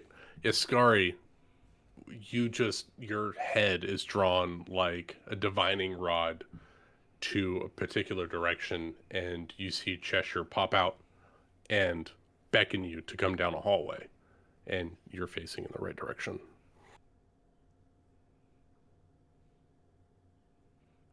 All right. It's over there. I don't see it. Oh, Chester's over there. He says go that way. How can you see Cheshire? He popped up, and then I saw him, and he went this way, and he said follow him down this hallway. Nothing but shadow. We really gotta What get. heavens, that was a shadow. We really gotta get your eyes checked. It's these goggles of night vision. There was a smudge on the lens. So he beckons you down this hallway, and you all Amedren, chase after him. Amedren, you look a little distracted. You okay? Sorry. Yes, I thought I heard something.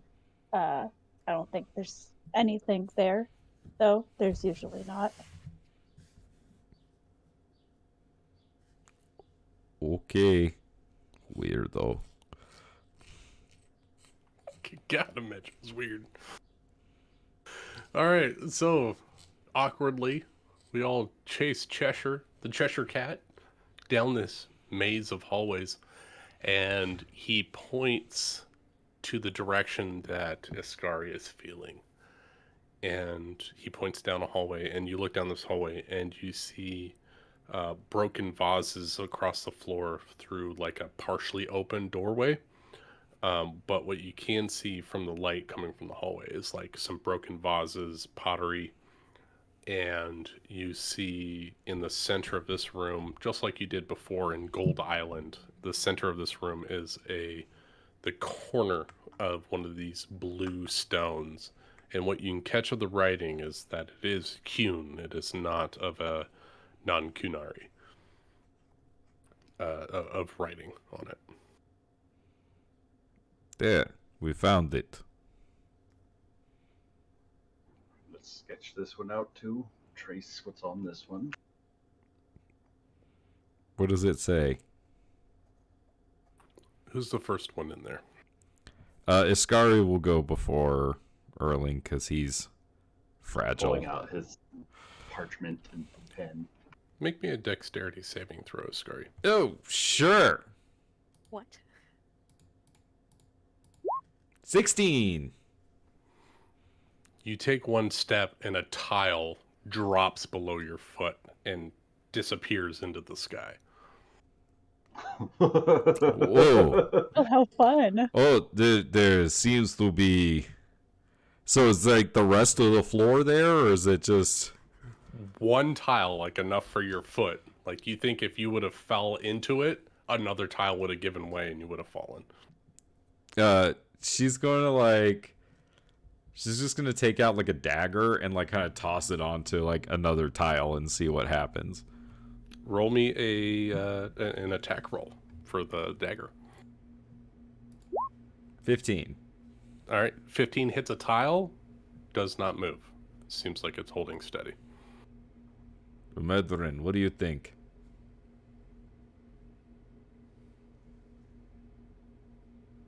Is there anything like on the walls or anything around that would indicate maybe a pattern, like nearby? Roll me a survival check. You know, I'm gonna use my actual dice because D&D That's Beyond's okay. doing me dirty. How is a 24? 24 is really good. You look around and your stomach drops.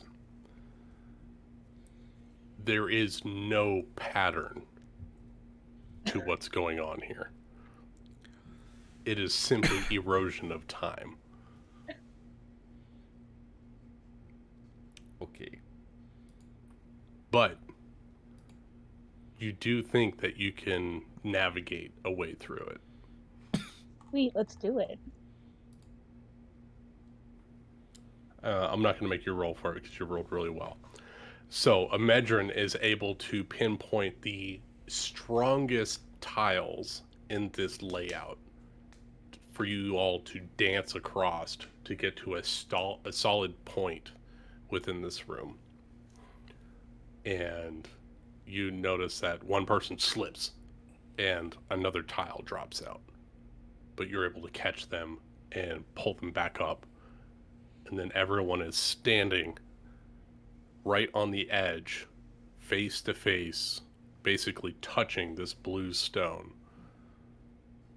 And it's just right there in front of you in the center of this room, and you hear from behind you the whistling of the sky blowing through the empty holes of the floor.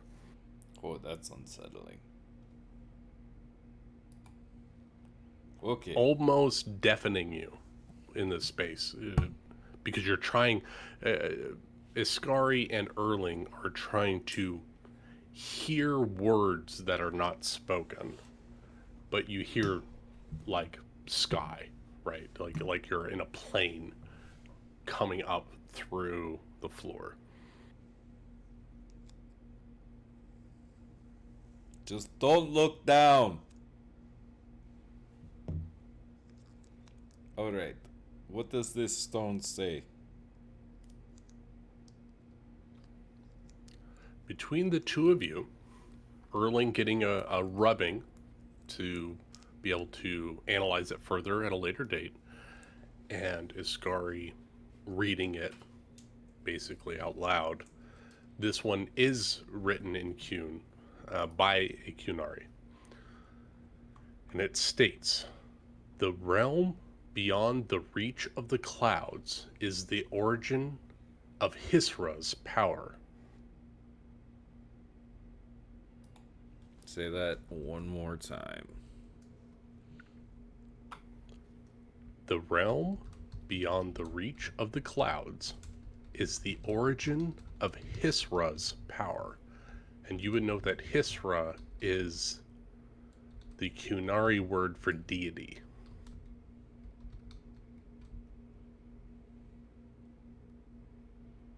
But this doesn't make sense. Okay, wait, hold on a second. Okay, Erling, this word here.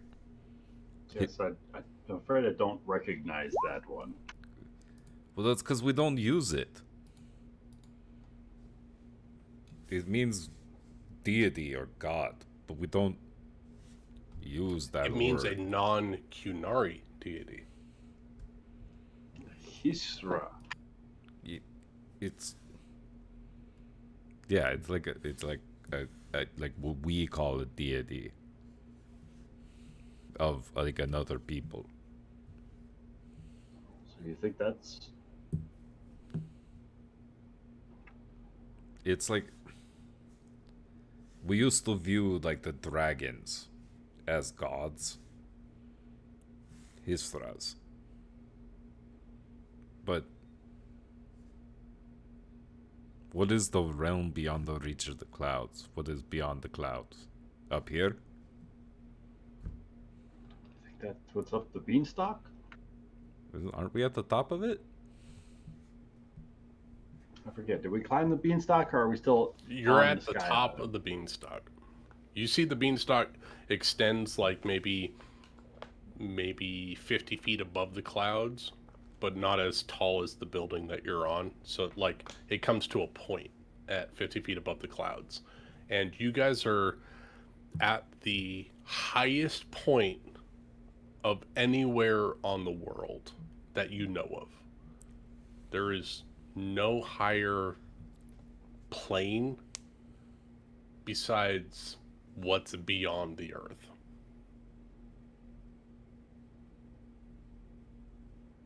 You think it means the origin of God's power?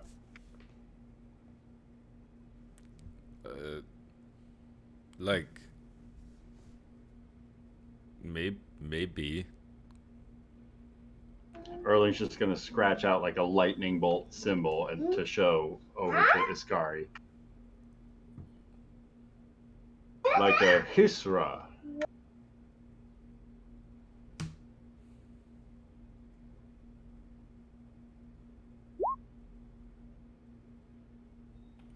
Because she can't read. No, I get what you I understand what you're getting at, but why would but this isn't this one, because we learned when we came down that hallway, remember, that he's new, so that this is old. So who is this talking about?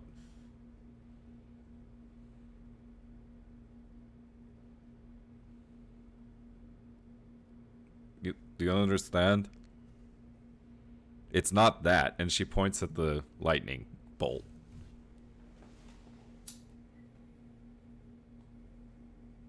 Did any of the other stones reference any being or deities or the like? No. What about the one who led you to the stones in those dreams of yours? A woman. It's all a human woman. Maybe her powers came from somewhere.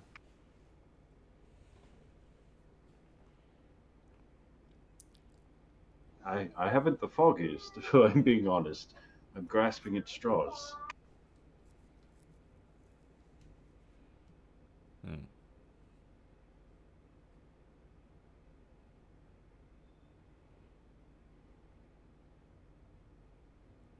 Maybe we tell Hisrod. Maybe she knows something. It's worth a shot. Maybe she's heard something. Amedrin, you got anything? Beyond the reach of the cloud.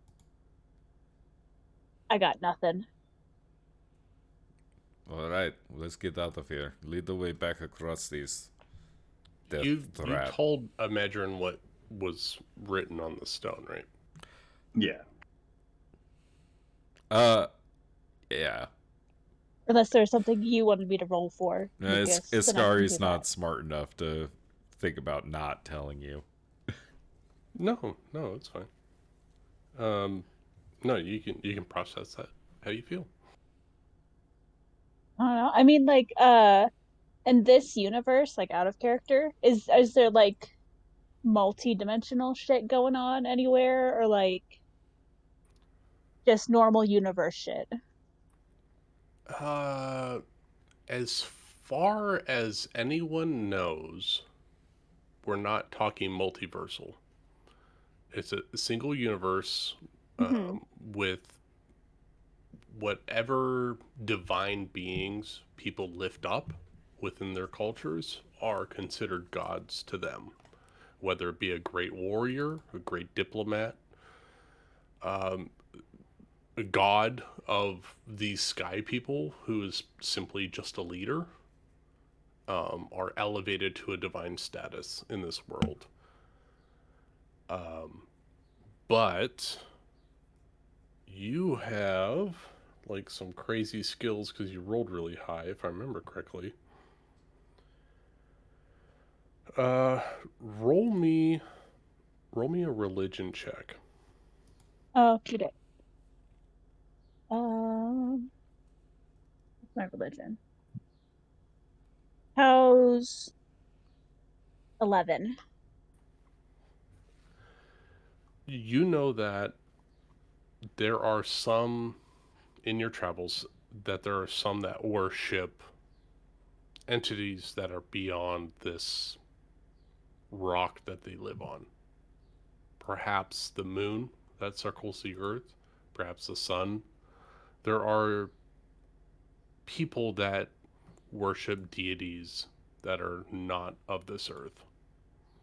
Perhaps beyond the clouds is beyond the rock that you stand on. Okay. So, yeah, he'll put that out there then. I mean, there are theories that people worship things that aren't of like here, rather like on the moon, or maybe in the sun, or further out, whatever's out there. But everyone just kind of thinks they're crazy. So this is saying that power came from out there. Some kind of power came from out there. Yeah, that's where this deity gets its power from. Oh, okay. So it gets its power from like the sun.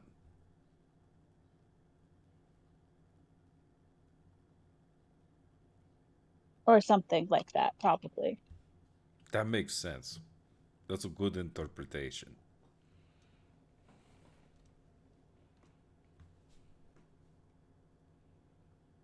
Moon, stars, something of that nature. This makes sense.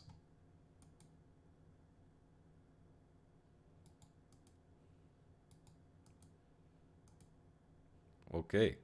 So we got what we came for. Yeah. Now let's pass into the soundproofed room of the broadcast center. Penala, what are you doing in this room? She'll pull up like. Is there like a little stool that she can push as far away from them as possible while they're still looking at her? Yeah, this is like a radio broadcast studio. So there's these two guys that sit behind all the keys and switches and slides of a studio desk.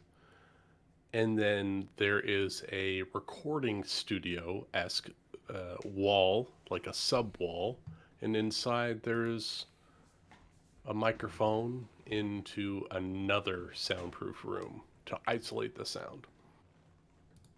Okay, she'll go wherever they want them. She just doesn't want to sit right next to them because they don't look.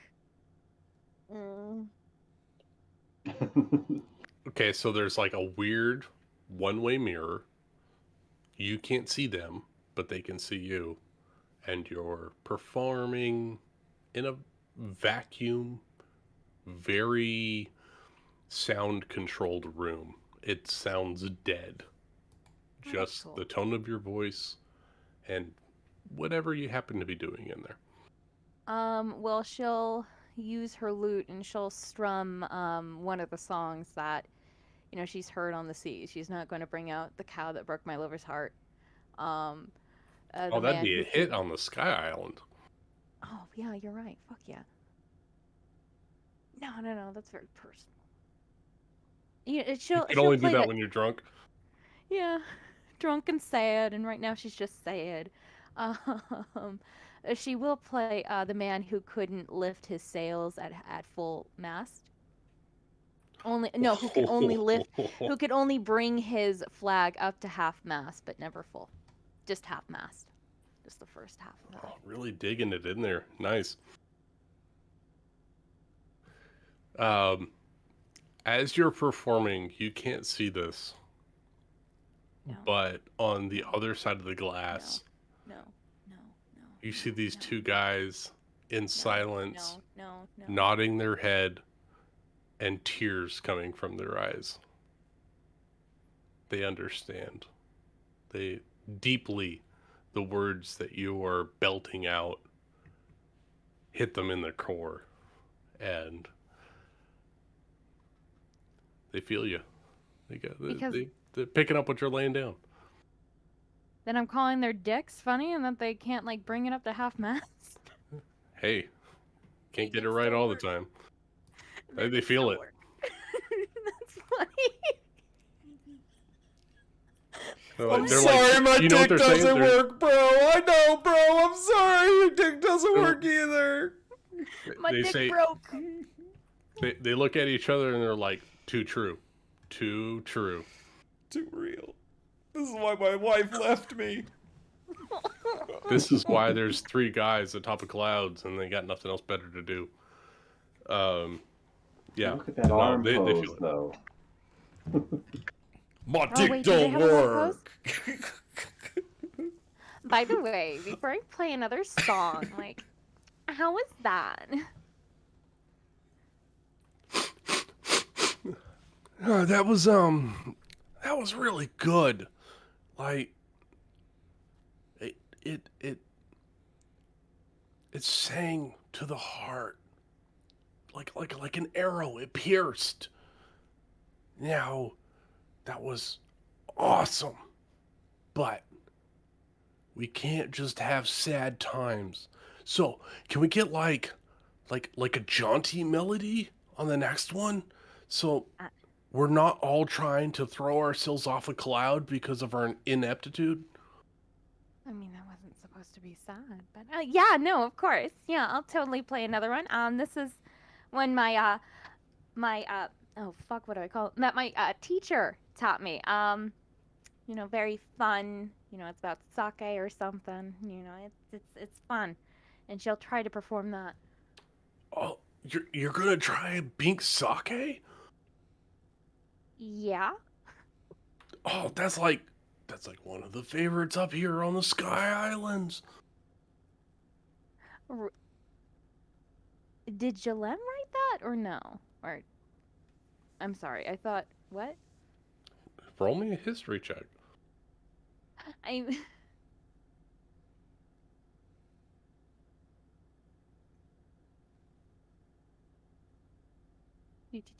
Sorry, my browser closed, so I gotta. How's my quote unquote flirting? Because I'm just Oh, you did just great. letting this voice carry me. Thank you. Oh no, they're having a blast. Are they enamored? Are they enthralled? These are two guys that have basically been drinking beers and eating pizza for the last like how many years, and they finally get someone to like show them the littlest bit of attention. Oh well. You literally made them cry because you talked about their dicks. Yeah, Oh. they're It like wasn't any supposed kind to of be a attention funny is good song. attention. So literally, I could have just been like, "Hey, guy," and patted him on the shoulder, and he They're would have been like, so Probably. sad and pathetic. They're a couple of lackeys to God. What do you expect? "Oh, History 13 history. You have heard Jalim sing this song before, but you don't know if it's his song. But it is a famous song, and they recognize it. And they say, "Oh, I can't wait to hear your version of this song because I've only heard it from the Discordant Prince." he's the discordant prince." Like, tell me a little bit about them because you're so smart and everything. I don't know how to giggle. All I know is that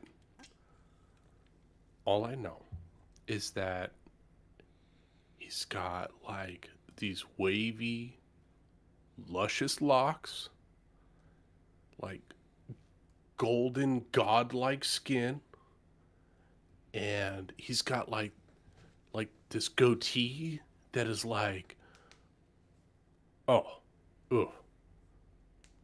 It is so debonair. This goatee and mustache, and he plays it on a lute, and this lute is it. It seems like he's not even playing it, but it strums itself and it sings the most beautiful melody ever. Like he doesn't have to touch anything, and it sounds angelic. This Discordant Prince, I can't. It blows everything away. Does that sound familiar? The person they're describing? It does sound familiar. How familiar does it sound? It sounds like you sitting on a stool while your father sits in a comfortable armchair plucking away at his lute. In, say, summer's afternoon, you have the doors open to the outside, and you're sitting in like a family room, and just a little Penala, arms on their knees, chin in their hands, and just enamored by the elegance of your father's ability to play the lute. And he sings this melodious song with just such gravitas and just his deep voice. And it sounds just like your father.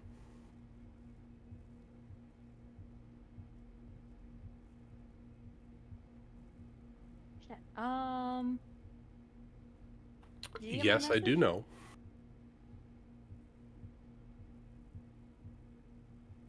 Okay, because there's okay. Oh, that sounds great. Oh my god. That just sounds so great. That's great. Wish you would have told me that. I'm sure you'll be just fine. I don't think, no offense to you, I don't think anybody can match up to the Discordant Prince, but I would love to hear your rendition of the song. I know it will be a hit across the Sky Islands, and you know what? If it sings real well, we might even broadcast it to the surface. That's nice. Oh my god. Great. She'll start retuning her lute. And a lot of emotions are coming up right now. Like Rookie's gone, Jalem's gone, everyone is gone. And she'll start like tuning it up and like, okay, oh my god, like thank you so much. Okay, let's just play it, cause you know, happy song. Don't know how to giggle. And she'll try to play. I really don't know how to giggle. I just go or you know. Hey, you got your own kind of giggle. Oh god, I don't like the word. Oh. Gesture's here. Cheshire is quiet in the corner. Hi, Cheshire. Oh, thank God, I have a buddy. Oh, good. Your buddy is not in the room with you. Well, God damn it, I don't want to be. So, Cheshire's already soundproof. tell me, are you so discordant that you think you have advantage on this play because this performance is distracted? Or do you think that you might, at this moment, try to one-up the performance you had in Alabasta, where you played the cow that stole my parrot's heart? I think she's really trying to outrun her emotions right now, and that's what she's been trying to do ever since she started flirting with these guys. So she'll try to go real 100%. Like if Penala You're was trying in the right, hard. Trying hard. yeah. All If right. Penala was in the right state of mind, she would have just. I think she would have just been able to like do a pat, but now she's doing it 100%. There is no stopping. She's going for go, and she's collecting that $200, and she does not need to go this hard, but she will. All right. All right. You're going hard mode. All right. Roll me a straight performance check then. Oh no! I don't want to. 19. I'm not playing Kevin. I don't have that. You try hard, but the lute resists. You know in your mind you could do better. But the song that plays and the words that are spoken are elegant and exactly what these two priests want to hear. A cappella version, so to speak, of this song that you grew up listening to as a child. You give your version, it's heartfelt, it means more than when you heard it as a child, because you're speaking about someone you love deeper than anything you've ever heard. So it still means a lot, and it still comes through powerful, but you know deep down that you had your mind in the wrong area in order for it to perform perfectly. When the lute was giving resistance, was there anything weird about it, or was it just she's not in the right state of mind? You're not in the right state of mind. You play every note the way you're supposed to, but the lute doesn't sing for itself. Like, the notes are played the way they're supposed to. you hit every note, but it feels forced and hollow as the notes leave your lute.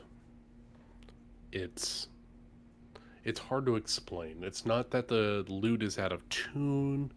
It's not that you missed a note and you're carrying notes over as you're playing. It feels as there's no soul as you're playing.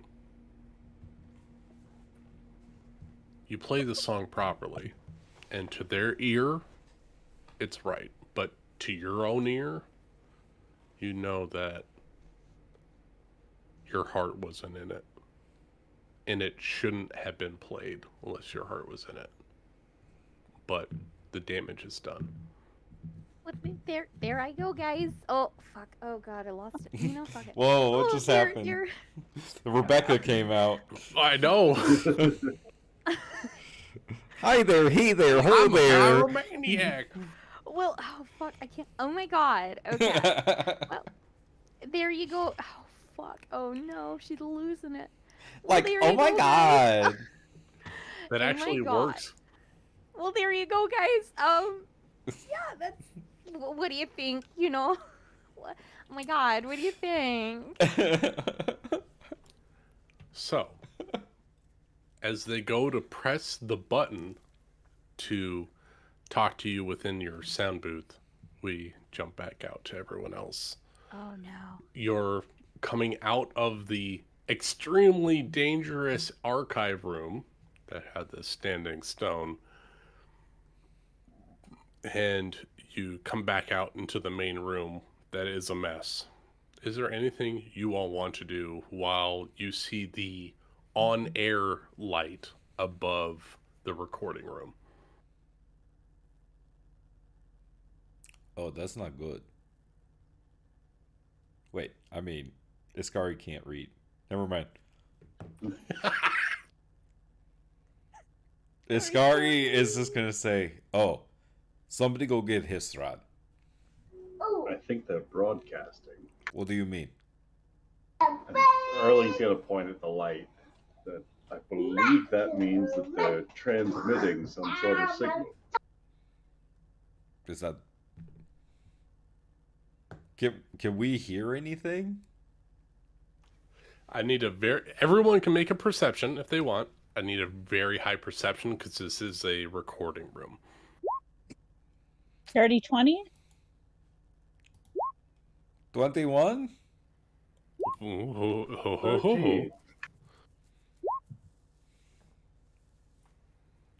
Iskari, you hear the muffled words of Penala apologizing for not giving her best. But then you also hear the other two, "Oh no, that was like really good." And like, "Oh my god, that everyone is going to love this remix of this song." But you do hear like a constant apology from Penala.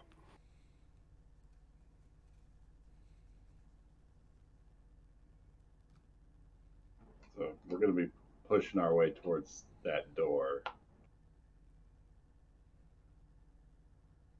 Like the I don't door think you should underneath ask the these questions, on-air. man.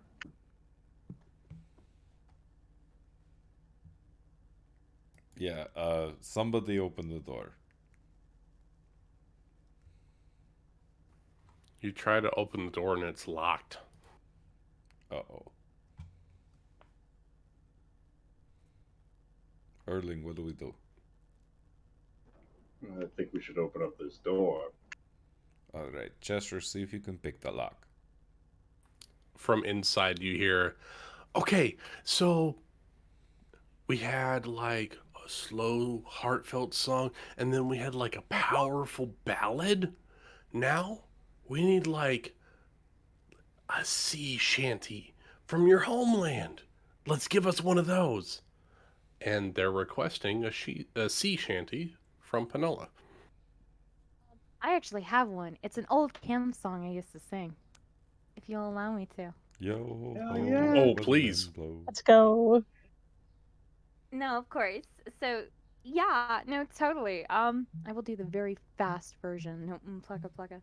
Now, of course, this was actually sung about, someone my family didn't necessarily like.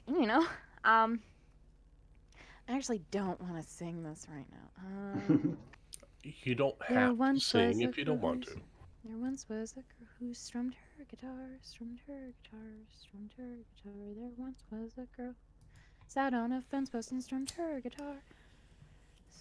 I don't know. It's an old Girl Scout song that was If you're banned. gonna sing, make sure you sing loudly enough into the microphone. Okay. Plucka plucka. Okay. There once was a ship that went to sea. The name of the ship. Well, was I'm in the song. Pirate. Give Oh, me blow another our performance weathermen check for this sea down. shanty. So Okay, this is what I may got. the weathermen come to bring us Yeah, sugar and sugar tea and rum. tea and rum. Oh my god, that's an awesome. Now roll me a performance check. Okay, wait. If I sing this, can So it be with much. advantage? Yes. Okay. This is a different version than this because I don't know what the fuck this is. This is Penala's version of this. Okay. She sat on her fence post and strummed her guitar, strummed her guitar, strummed her guitar. She sat on her fence post and strummed her guitar, strummed her guitar. Plucka plucka, plucka plucka, pluck pluck pluck. He sat down beside her and smoked his cigar, smoked his cigar, smoked his cigar. He sat on her fence post and strummed her guitar, smoked his cigar. Plucka plucka, plucka plucka, pluck pluck pluck. He said that he loved her, but oh how he lied. Oh how he lied. Oh how he lied. I'm trying to speed this up. I'm very sorry.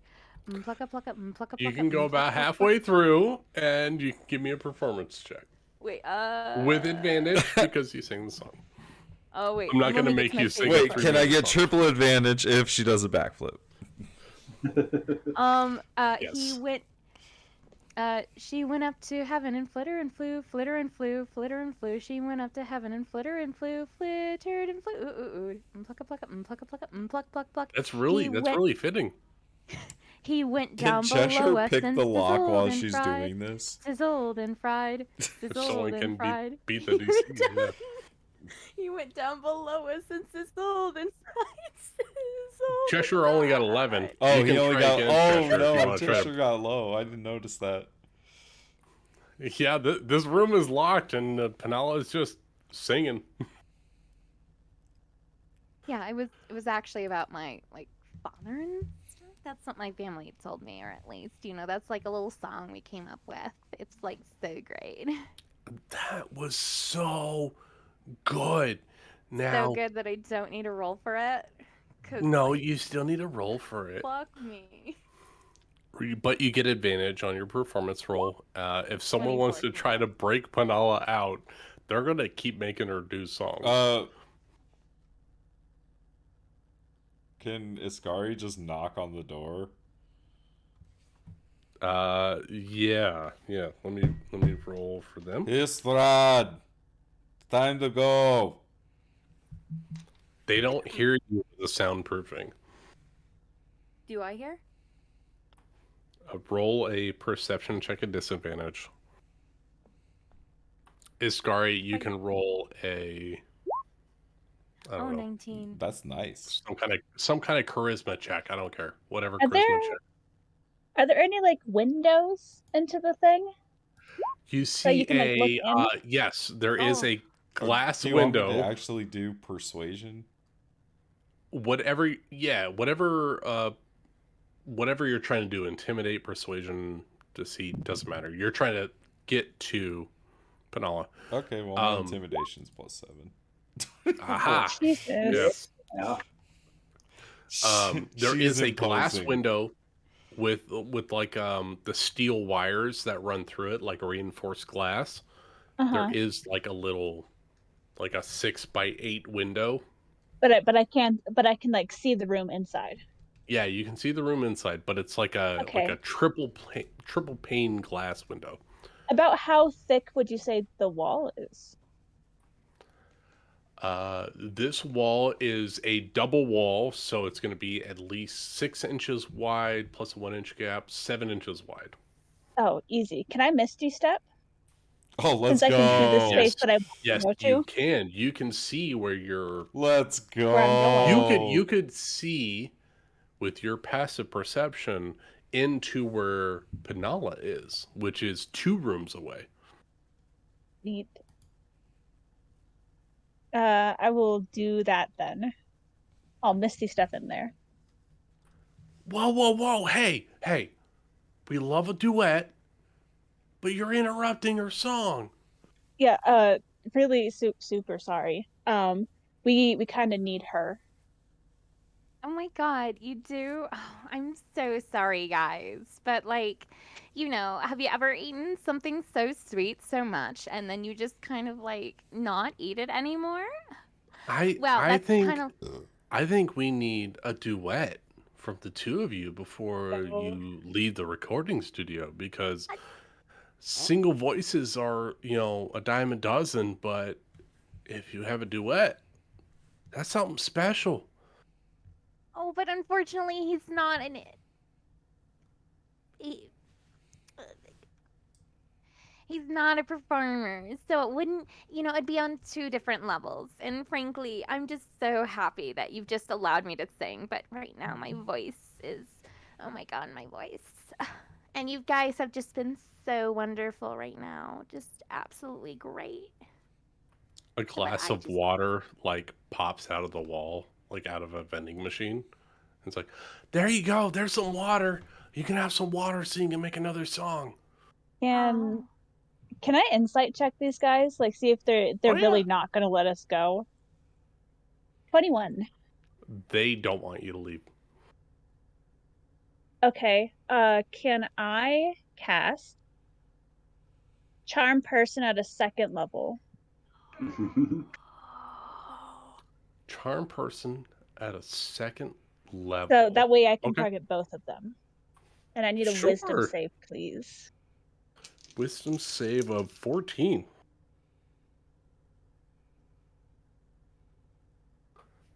Both look at each other and then look at you.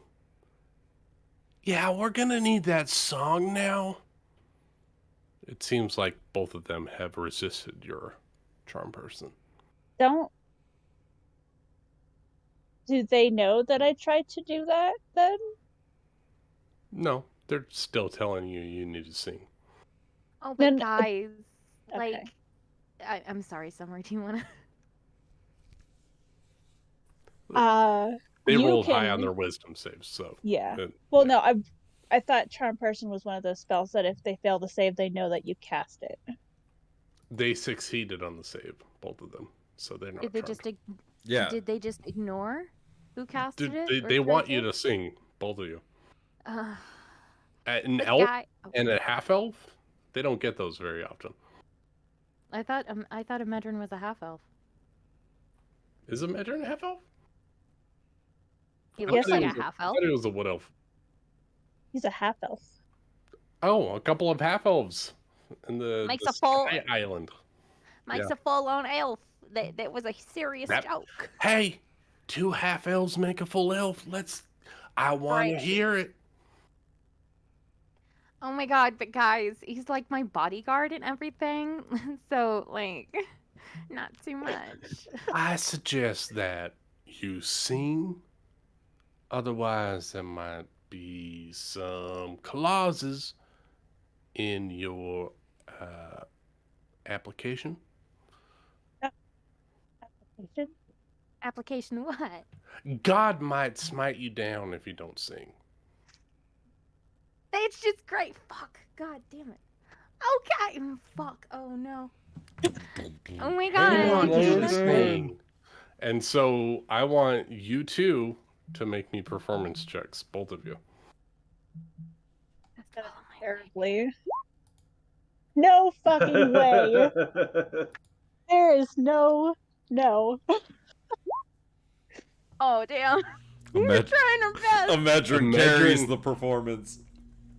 a Medrin starts belting Soggy Bottom Boys as as you two are singing in the studio, and it's a wonderful song, and it gets broadcasted out of all of the Sky Islands.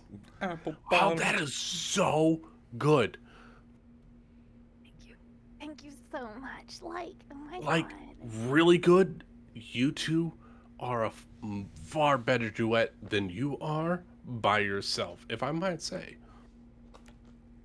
Can Cheshire Everyone try outside. the door again at this point? Yes, you could try the door. Now that we've had a 3-minute song, you guys can try to get in. Can we like go or something? That'd be like really nice. Cheshire, I need you to step it up here, buddy. The door doesn't Erling's jam. going- It doesn't Erling's budge. going to give Cheshire a flash of genius with this to give him a +5 to an ability check. Oh, So as he's picking the lock, 20. he'll do what he can to assist. No, I know what that gesture means. Erling points to Cheshire and he says 4, 2, 1, 3, and he points out the tumblers and the door becomes unlocked. You open the door and you see 2 guys at a sound bar, a sound table that are adjusting sounds, and a broadcast station with a Medrin and Panala just belting out tunes on the far side of a double pane window. Hisrad, it's time to go. Oh my god. Guys, I have to go right now. Oh fuck, I'm losing it. Oh my god. I'm like, I have to go right now. So, it's been so wonderful. So, you know, if you could unlock that door, I'm just gonna go outside. But thank you so much. Look, I understand that you are all a part of this, but these two, they're making history, and their songs need to be broadcasted to the world. So you shouldn't interrupt them. Well, They're believe making you me, magic. they also charge a pretty penny for what they've They got do? to belt out. It's And- true. It's true. You By have my to- count, that's at We've- least 3 hits already. Right, which is what how much was the gate fee, Erling? Erling's going to say that number Time. because that's The the only frame 7 of reference he million has for Yep. what coins or money whatever it is was. up here. Could I roll a deception check to get these guys to believe this shit? Yeah, you're next to a microphone. Go ahead. Deception. Yeah, we are already under contract by these guys, and he's gonna point to Erling and Ascari, and there's no way that you could get even close to affording us. Oh We're no. with the One And Horn Panala, like, Agency.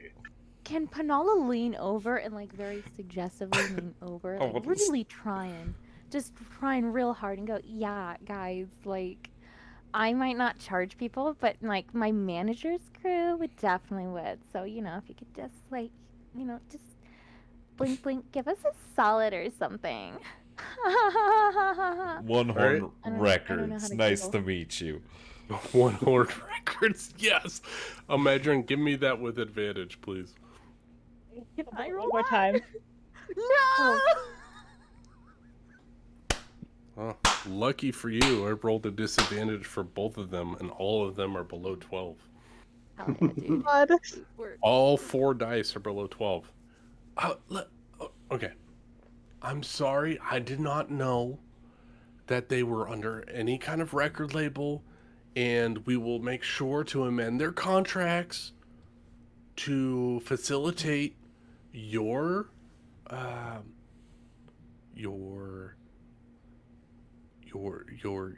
representation of them. But songs that were recorded on Sky 102.3 are properties of Sky 102.3, and any further contracts will have to be amended.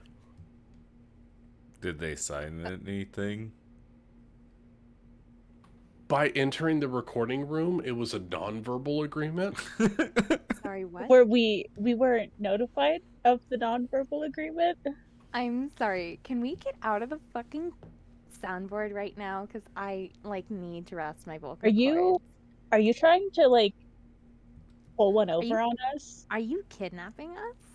Because that's not cool, guys. Are we being kidnapped? He's saying that your songs are his property.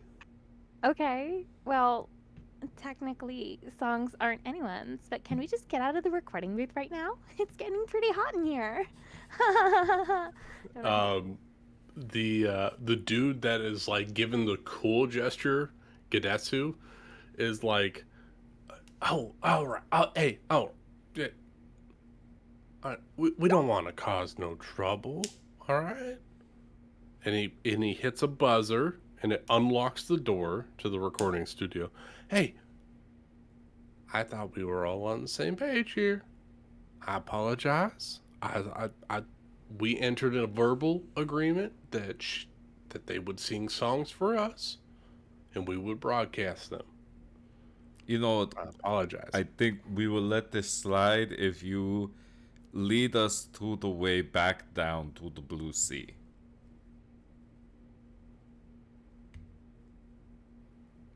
Well, yeah.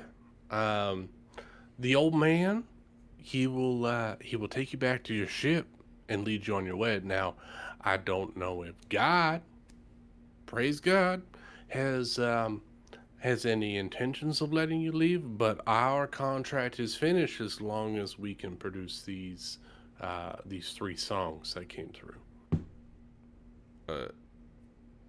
Why wouldn't the God let us leave? He's a very, very financially minded man, and he wants what's owed to him.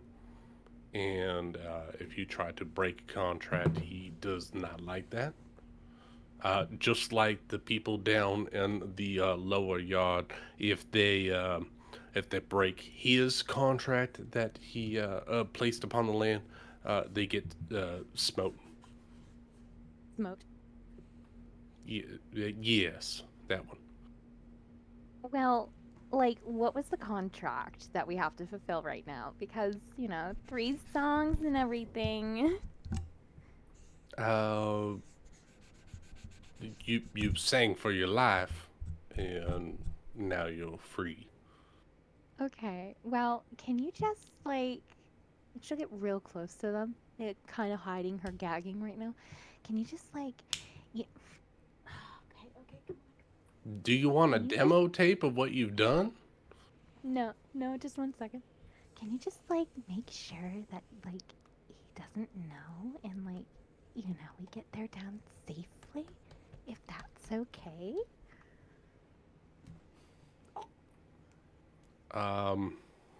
She's getting real close. She is trying to flirt 110%. I'm trying my best right now. That was trying good. to No, that see. was really good, Rachel. No, that was really good. Roll me a persuasion with advantage. They like your singing. I want to see what happens. Wait, what was it supposed to roll? I'm sorry. Persuasion with advantage. With advantage. 23. Okay. Not Is he a sweating? word from the 2 of us. Not one. But,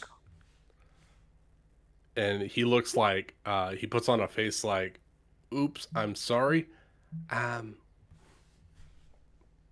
The word not from us, but from the station has already been broadcasted.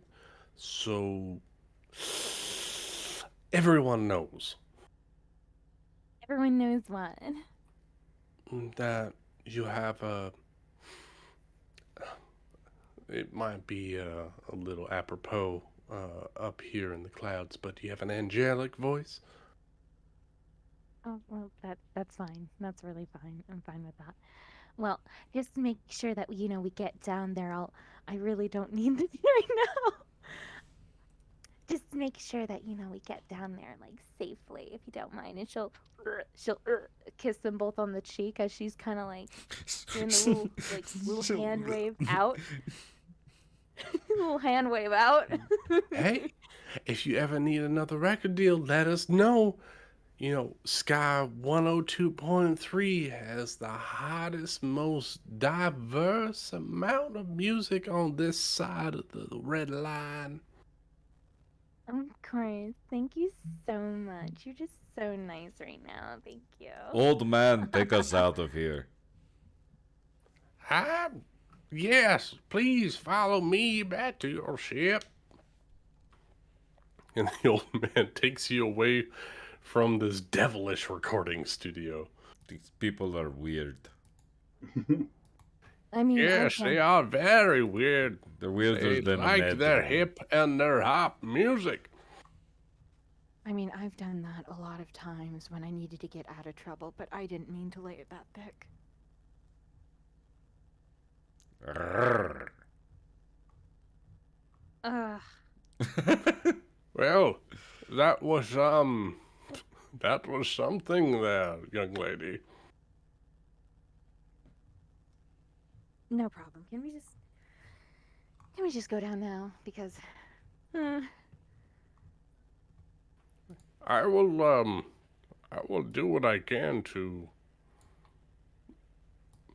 draw the attention away from God, but those were some catchy tunes, and I'm sure his ear has heard them. Yeah, got it. Which way do we go to get out of here? Do you have a ship that can glide across the air? Yes. Well, you just simply have to sail off the clouds and glide yourself back down to the surface. Is there like a closest edge? I don't know.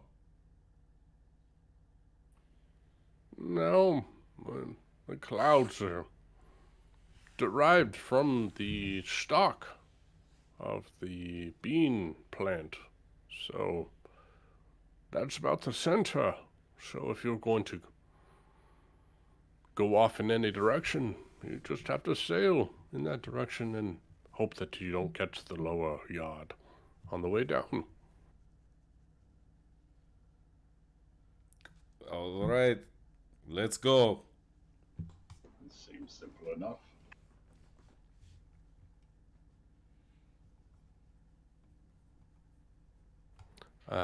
As you all head through this temple out of the recording studio, and you see your ship standing there, moored at the end of a cloud dock, and you're escorted by this old knight.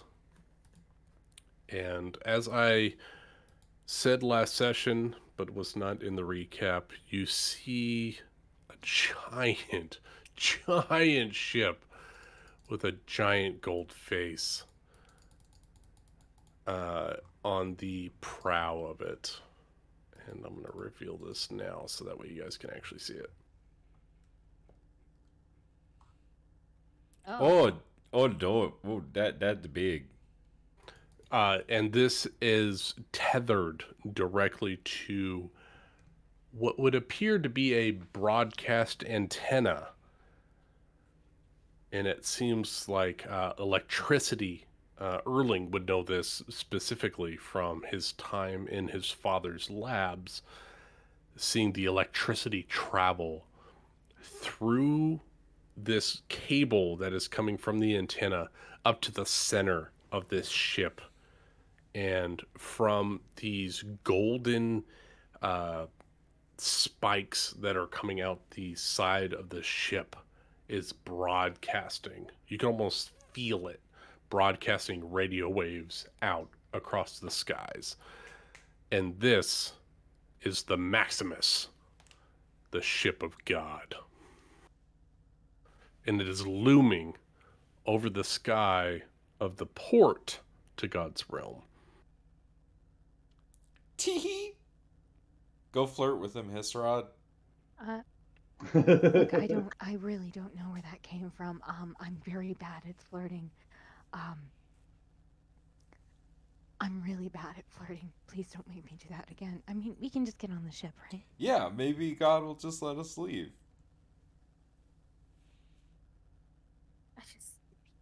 Let's just hurry up, okay? Let's never talk about this again.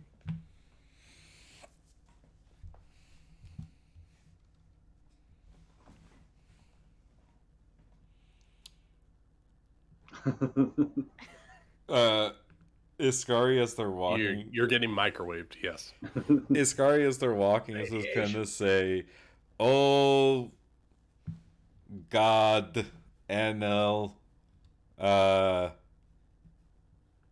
hi.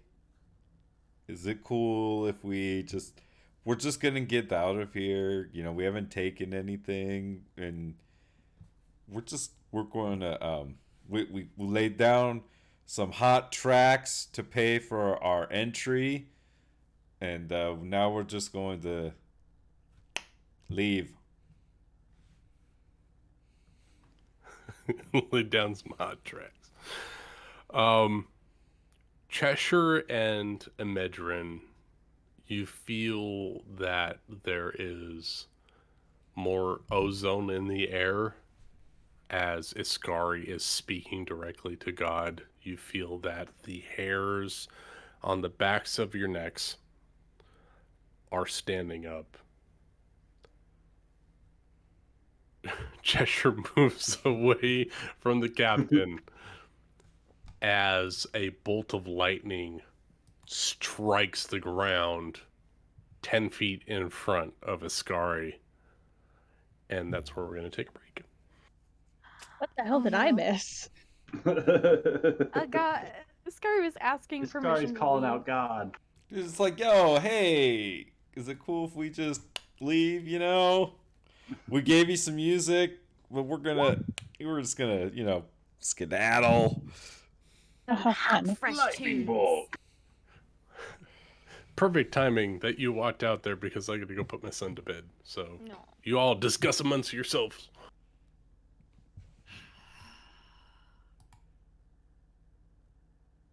So, are we gonna fight God or what?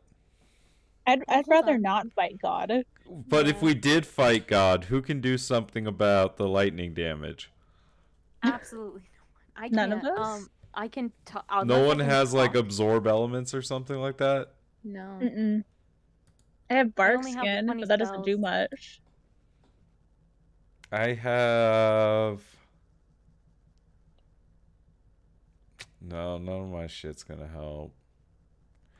Because I've got like detect evil and good from my paladin stuff. I've got What does Erling have? He seems like fly. a type of person. So Erling does have absorb elements, but that's only once a round. Oh. And I've got 2 first level spell slots and 3 second level spell slots left. Okay, Well, Cheshire so has Imagine. then anyone have anything creative? I could talk to the man. Yeah, you could try that. Besides that, I can talk to animals. That's as far as my skill set goes. I can offer him a hat. Yeah, I've got nothing. I can make a cannon shoot him in his lightning face, maybe? I'll give him Buggy the Clown's hat. Or we do have gold for him. I've got Crocodile's gold hook that I took off of yeah, Crocodile. There we go. Yeah. I could give him some gold. For some reason, I have MC Hammer Pants, gold, and I have a black vest. Hammer time! Oh, oh, oh! I have a magical stone, but that was given to me, I think, by 4X. I'll be right back. I'm gonna get a drink.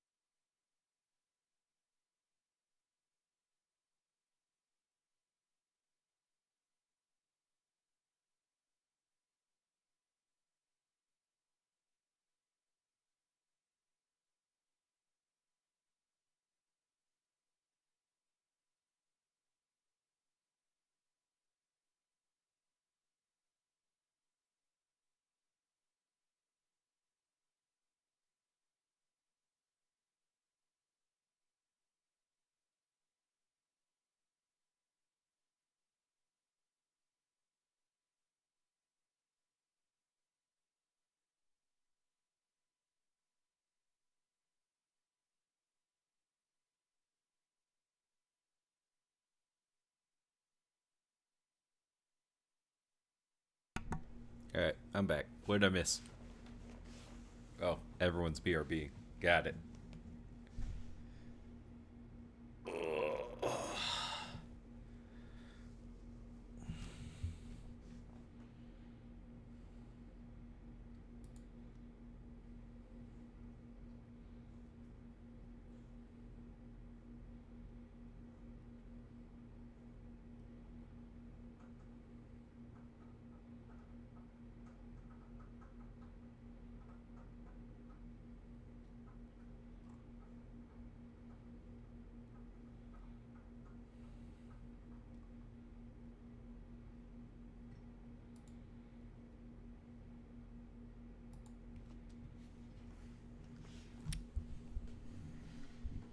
Kind of just want to get this god business over with.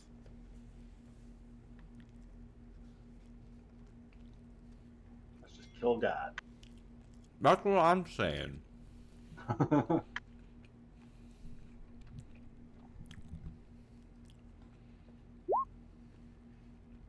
What if what if that was a lightning strike of goodbye? I don't think that's what it was. Well, we can believe, can we? Lightning smite of approval. Yes.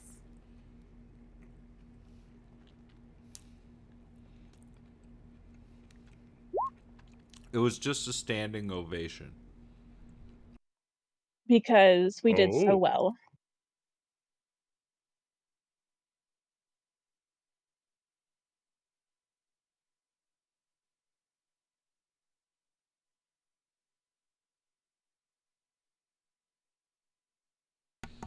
Iskari's gonna stop and say, on the other hand, maybe God wanted to have a word with us. Is everyone here? Are we back? I think so. Mhm. Cheshire, quiet as always. But he memed. Several obscure gestures.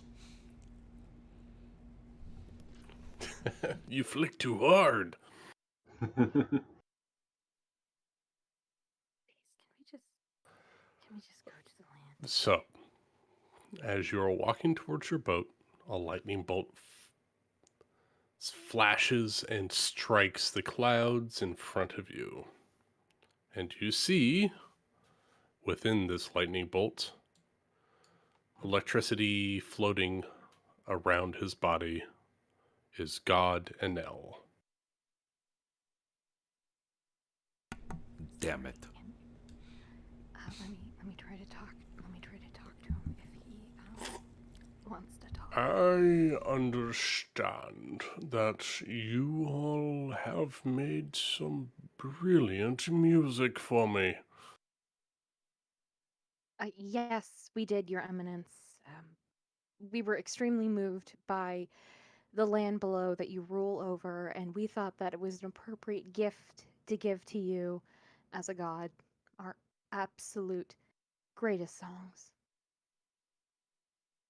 Did you like them?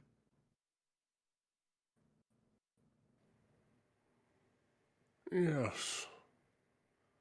The second song, the melodic one. That I believe it was you that sung it. Was quite familiar to me. And it brought memories of another time to me. I enjoyed it thoroughly. Thank you.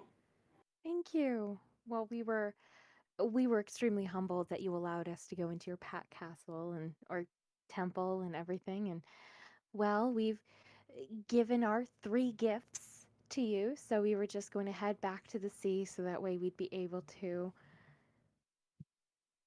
spread our voices down below and look for something that was lost to us.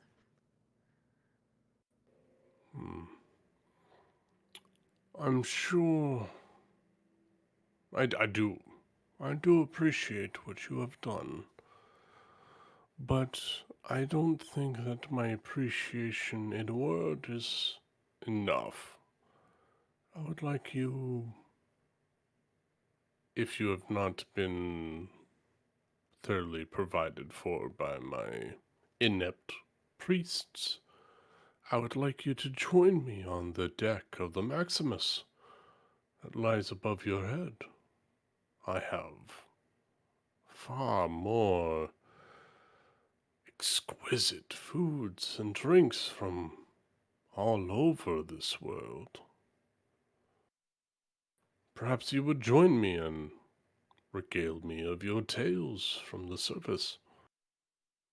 Sadly, Your Eminence, we're at a very time-sensitive matter. I am sure that you were aware of what happened, that transpired below, and there was someone close to me who is currently missing. I need to get down there in order to save her. And as In much a as a booming voice like that of lightning and then thunder beyond it, he says, "What has happened to you? Who are you missing?"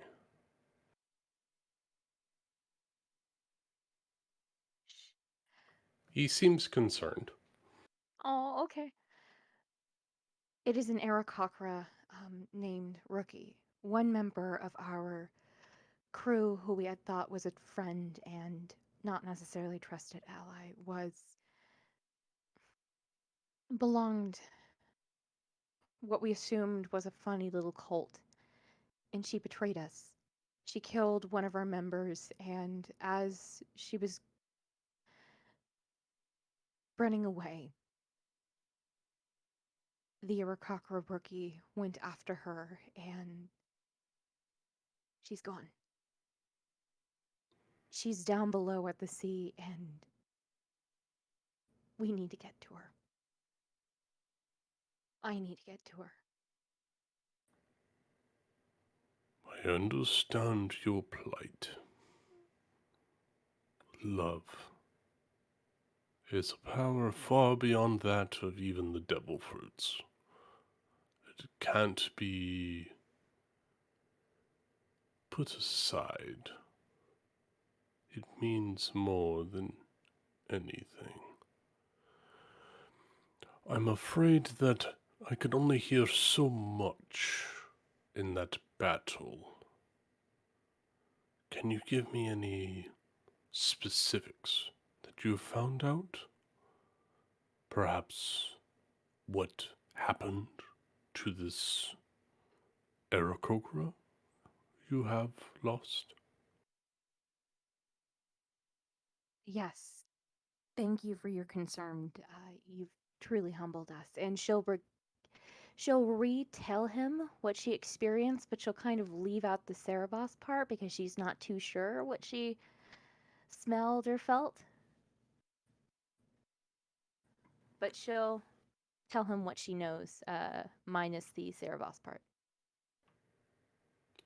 Alright. He looks beyond the party, beyond the temple. He looks out to the sky. He cocks his head. So this Blanche, this human, seemed like they had delusions. They were speaking to someone that wasn't there on the battlefield. I don't recognize the voice that they were talking to. Not specifically. Am I correct in thinking that they were talking to a message, an illusion of sorts on the field? I'm not positive. This is all second-hand information from what I was able to gather. It's quite possible. She would ramble on sometimes, and frankly, we thought it was a joke at first, and, we laughed about it because, it seemed like an appropriate thing to do to laugh, but then Unfortunately, she stuck by the crew a lot, and it didn't become funny anymore, and it became very annoying. I need everyone to roll an insight check on NL. Imagine you have advantage. Oh yeah. Oh. Oh my god, that's terrible. And this is why I'm the captain. Oh, sorry, 1 frowny face. 2 actually. What the shit, How is there a party? Oh my god. Thank God we're Ben, not fighting you're this man. allowed to talk if you want, and you can roll real dice. And we missed your voice, dude. Come on. He's getting real. I love it. He's a method actor. Method actor. All right, so Captain, you look at this godly being who's wearing a white bandana, long earlobes, and gold dangly bits in the lobes. He looks off intently, like he's trying to recall a person that he knows. Everyone else, it slips by, like he's idly thinking. But Iskari, you know that look. You've seen that own look within your face when you're looking in the mirror. He's trying to recall someone who's had a position higher than himself. And he looks out over the horizon, 1,000-yard stare, 1,000-mile stare. And it resonates with you. If it helps, Your Eminence, your godliness, as she kept referring to a god named Veratu. Thank you so much for your time. That is a lot of help. Veratu. I think that is the name of someone I have had dealings with in the past.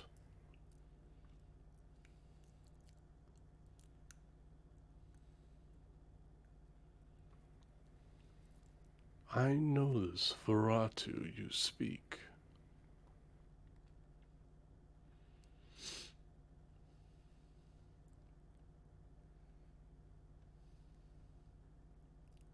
And?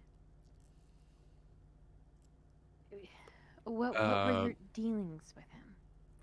Penala, roll me an insight check.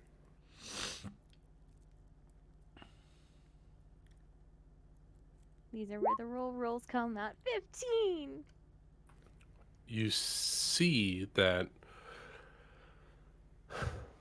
when he mentions that he's done dealings with Veratu, his head, his eyes squint, his shoulders shrug, and his neck kind of twitches a little bit, like he's in pain almost.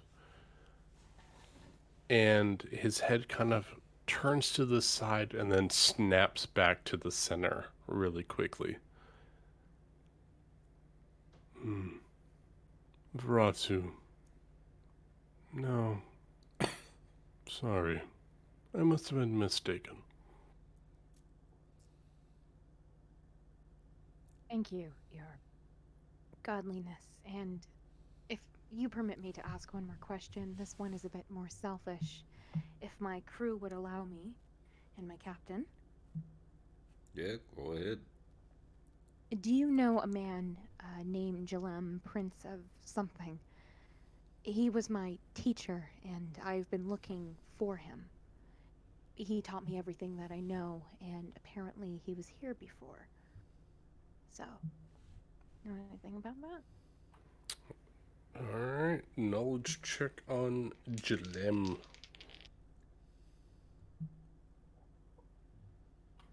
Ooh. Ryan's changeling die got a natural 19. Ooh. Son of a bitch. Son of a bitch. Oh, yes,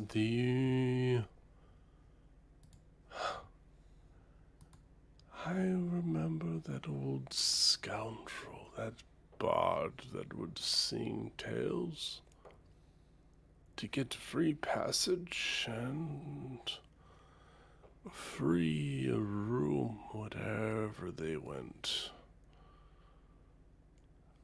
I know of Jalem. What do you ask? What do you seek of this person? I need to apologize and see if he's safe. How long ago did he pass? He's been gone for at least 15 years, maybe 20. He hasn't played a note in a very long time. Okay. Thank you so much, Your Eminence, Godliness. Unless we don't have any more questions? Do you recall his title? Prince, something. I'm sorry, he and I never really discussed our past together. Roll a deception check, please. No, legit. Okay, roll a persuasion then. No cap, man. 25.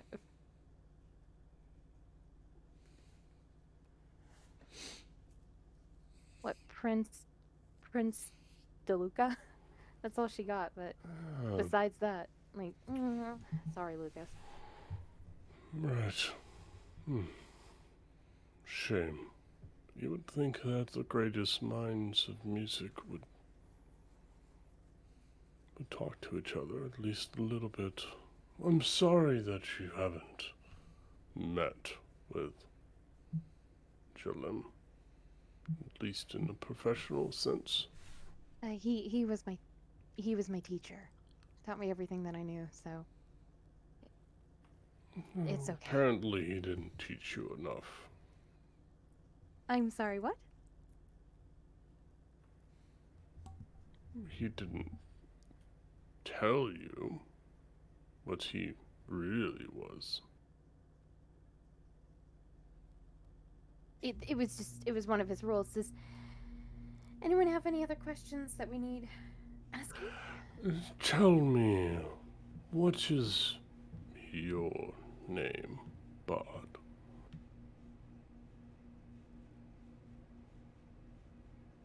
The Marines aren't up here, right? Like they have no power up here. You've seen no Marines anywhere. We're talking to the power up here. Yeah, you're talking to Okay. the government up here. Panala Venya. I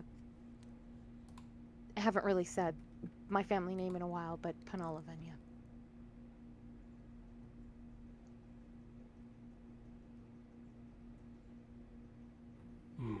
Panala Venya.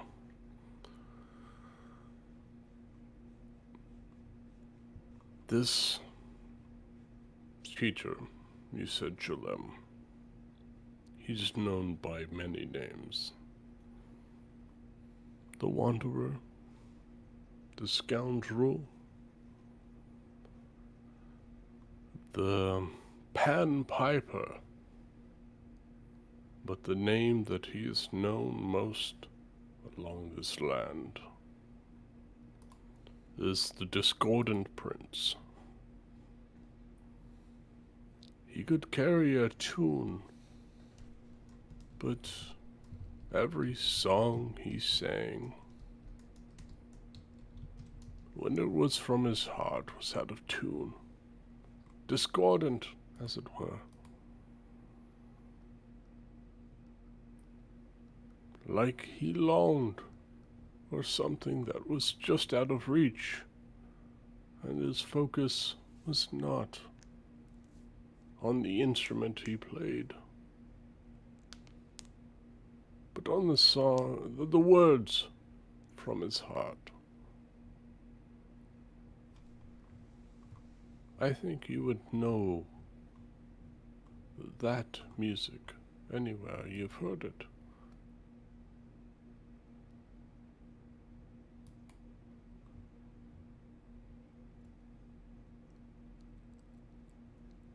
Oh, my mic was off. Uh, yes, I have. Thank you so much for your information and your help. And does anyone have any other questions? He still hasn't said if he's going to let us leave. Right. Your godliness, thank you so much for your hospitality. You've truly humbled us. But we do need to go to the sea now. If we don't, then Rookie, the Aarakocra, could very well die if we can't go to her. Can we please gain your permission to go to down to the sea immediately? You have my permission to head to the seas, the surface realm. But I ask, do you not want more than just what the surface has? Do you want to know more? More than what the world government wants to tell you? Do you want knowledge that is forsaken, that is lost, to be uncovered?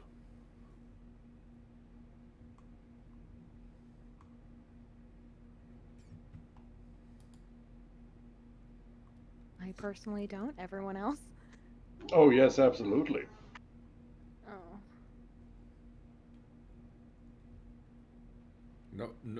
No, we should go.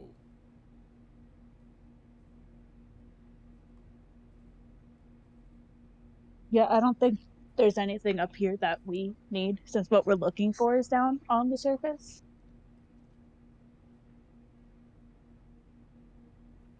It's a shame that you don't want to know more about what has happened here in the last centuries. What has happened in the Void Century. Lost time. But if you wish to go about yourselves and learn,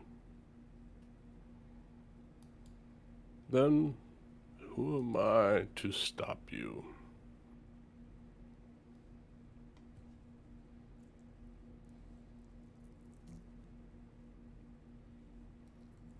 If you want to go back to the surface, then by all means go back to the surface. But I plan on heading to those that extended beyond what a ship could take you to. I plan to head beyond the clouds. At some point, I will learn. I will learn what gods have come to find as truth. Knowledge that will give me power over everything lies beyond what a ship can sail. So that's what But that's what you think it means? that is what I think it means, yes. Fuck you, Summer.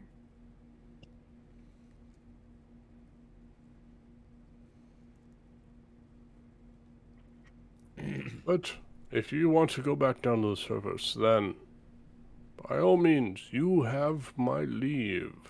Wait, Don't I take have anything from my temple, and you can go. Awesome. I have a question.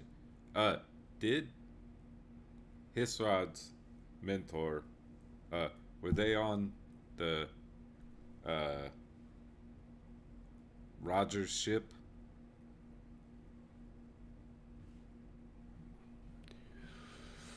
By Hisrod, do you mean Oh, the sorry. soft-spoken one? Penala here. Yes. Oh, right, the singer. No, the mentor was not on the ship. But the mentor is well renowned amongst the surface folk. And last I heard, was in the employ of someone in the Navy.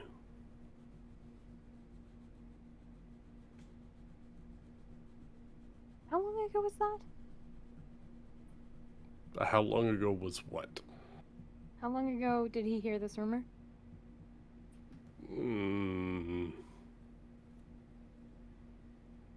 It was just a few months ago that I have heard that the Navy has this discordant prince singing the Navy's tunes from port to port.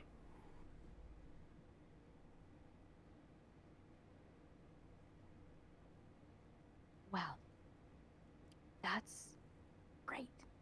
Fantastic. Thank you so much, God. Well, if we should all get onto the ship so that way we can get down and go to Rookie, that'd be great. So let's go. You can leave at any time that you want. I can hear just about anything that happens, wherever I want to hear it. But if you want to go, and you don't want to use my abilities, then by all means, head back to the surface and piddle around the pond if you want. I'm very sorry, y'all. I'm sorry I'm taking everyone's time, but I just have one more question. Can you hear down below the clouds? If there is a storm, if there is a single bit of electricity that flows through any wire, I can hear it. I'm going to try a long shot, y'all. Is it possible you can hear a voice? You've probably heard of Blanche A. Dolores's voice. It kind of sounds like oh, hi there, everyone. Hi, my name is Blanche A. Dolores. Kind of like that. I think I have heard that voice before. That was a Is she shockingly around? good impression. Thank you. It's almost like it's from the same person. No. You're very good at voices. What do you wish to ask? Can you hear her?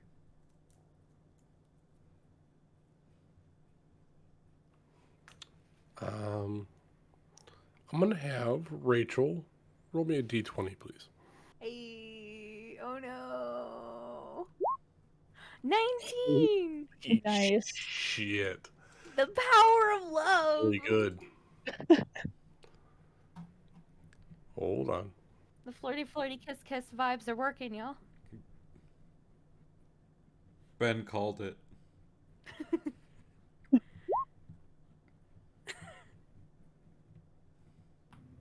And this is referencing Blanche, right? Yes, seeing if he can hear anything, kind of like this. I'm so happy I don't have to. So happy I don't have to play her. I'm so happy. I'm upset that Rick is gone, but what are you going to do?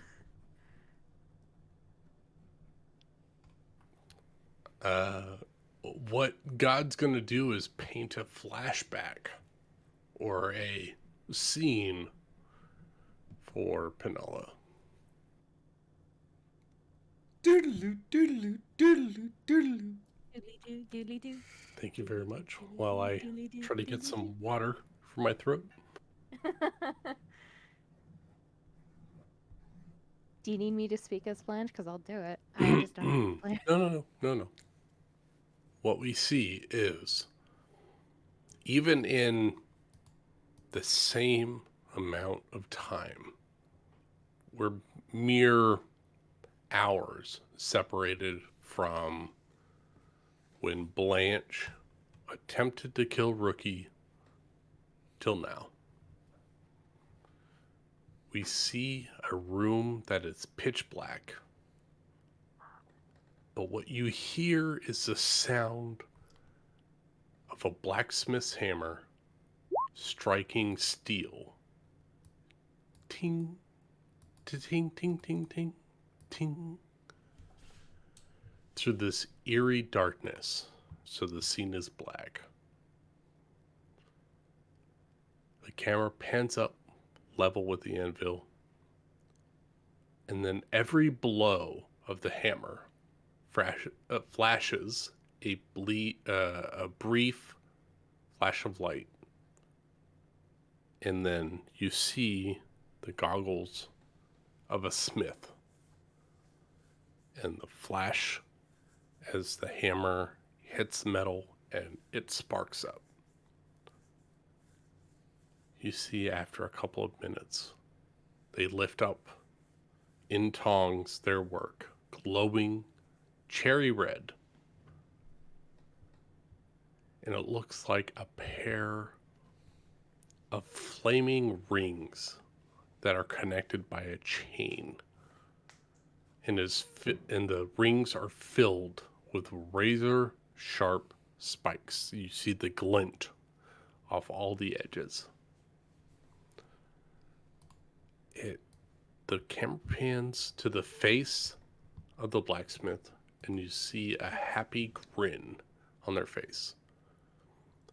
They're happy with their work, and they place the piece aside, and the smith walks across the room to a nearby workbench, which is covered with schematics, books, photos, and newspaper clippings. And they sit down on a tall, swiveling chair. The smith places their left hand on what looks like a very old tome, places it down, and looks over it. With their right hand, they grab a wicked-looking dagger that they were using to keep the tome open. So like they pull it like a page keeper. They pull it off. They pick up the book, put the thumb in the spine, and they close their eyes, and they begin to spin in this chair. And you see from the back of their head a tangle of red curly hair just blowing in the wind as they spin. And you can't quite make out, but a few mumbled words, they let out a delirious, demented cackle.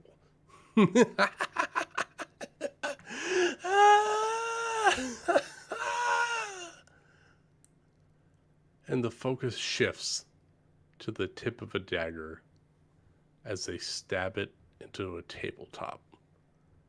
And every time they stab, they leave a scorch mark on the table. And that is the image that God Enel imparts to Penala.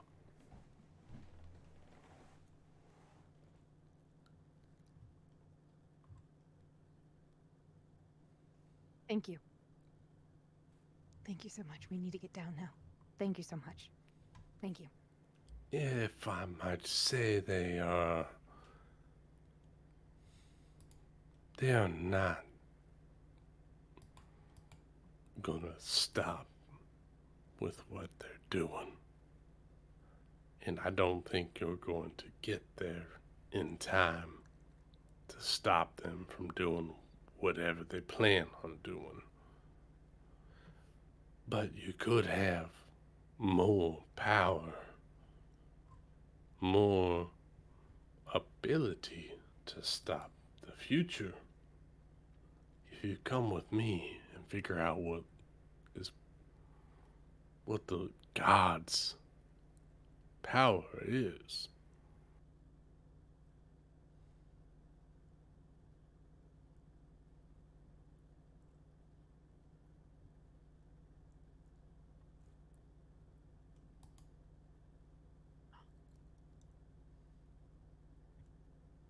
We just need to get down there.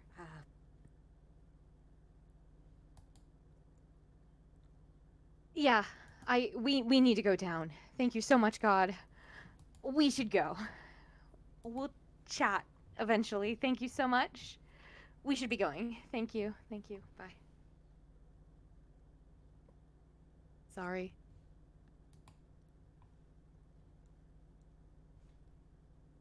And she'll start walking towards the ship, like very walking fast.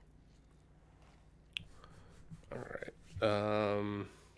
Who has a high passive insight? Got a 15 passive insight. Who has a I high have what? an Insight? Yes, passive insight. Not me. Iskari's is 14. I have a 15. Mine is 13. All right. Cheshire, what are you trying to tell to everyone else with your tapping foot?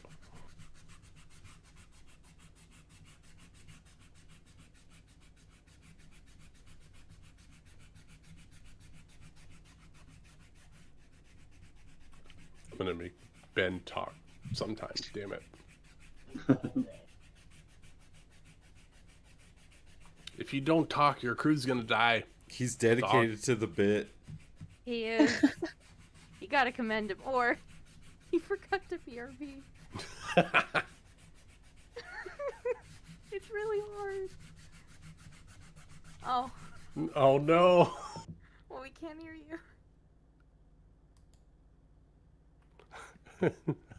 I think Ryan's trying to kill us all in the subground. Can you hear me now? Yeah. Hey, there's Ben. Yeah, sorry, I was trying to tell Rachel that A, that was fully in character, not like me getting impatient, and B, that I was trying to imply that this god is obsessed and doesn't actually know shit. Mm-hmm. He keeps talking about like all this stuff he needs to like, oh, you could help me find all this information. It's like, what kind of god needs us to help him figure that out? It's like a positional title. Positional power. And Kind of like kink. since you obviously didn't hear me before, my passive insight is 18. Oh, fuck. Passive. Damn. All right. Cheshire, the one who cannot speak. You realize that in this last volley of words, Enel is a puppet when he's speaking.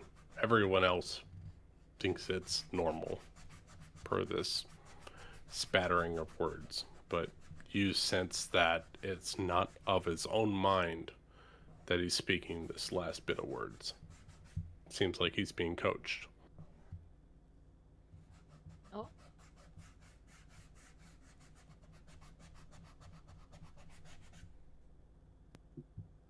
Fisher's just gonna like start leaving. He doesn't know what the hell's going on, but he doesn't like it, and he's ready to get out of there. Please, by all means, go back to your ship. Leave to the surface. I will find higher knowledge myself. Okay. Have a good one.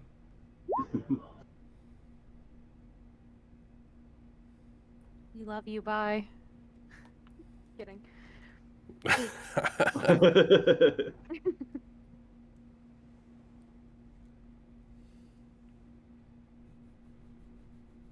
We get on the ship and we leave as fast as possible. Dive, dive, dive. Right. With As Yeah. as we're walking back to the ship, does Imagine notice that little like bit of just like silence for him again, or was it just a one-time thing? How do you think Imagine would notice it? No clue. Do you think an innate Maybe he's feeling? trying to like feel for it, I guess. All right, roll me a feel check. Whatever you vibe think check. would apply. A vibe check, as Whack it were. Vibe Vibes. check. What is Imedrin's vibe check? I don't have like vibe. Probably wisdom based. I would guess. Probably. Insight or Insight, maybe survival. perceiving. Survival, maybe? Survival. Survival of the fittest. Is this like a primal thing? Like this guy's Sure, why bringing not? up his hackle? Oh my god. Shit. Fuck. Survival. All right, what are you trying to glean from God? No, the early when they were walking through earlier, you had me make a wisdom save, and you said that he felt like for once everything was like totally just silent. There wasn't like anything in the back of his mind. There wasn't any screaming. Oh. That's what he's feeling out for. Just one more like little grab before they're gone. Oh, how do I put this? You feel in that briefest of moments that there wasn't a conscience telling Imedrin what to do. That in every action that Imedrin has wanted to do or questioned to do, there was Imedrin and there was another voice. And in those briefest of moments, it was just Imedrin. And now that you have come back and you're within, say, 30 feet of this individual, it has come back. The voice, the additional voice in Imedrin's head is there. The silence has gone, and now there's this static, so to speak, in the back of Imedrin's head. So the entire time that they were talking to God and stuff, he didn't feel the static at all. It was just quiet. It was just him. Correct. And then when you saw when you saw God kind of twist their head and shrug their shoulders, that additional voice was dropped back into the back of Imedrin's head.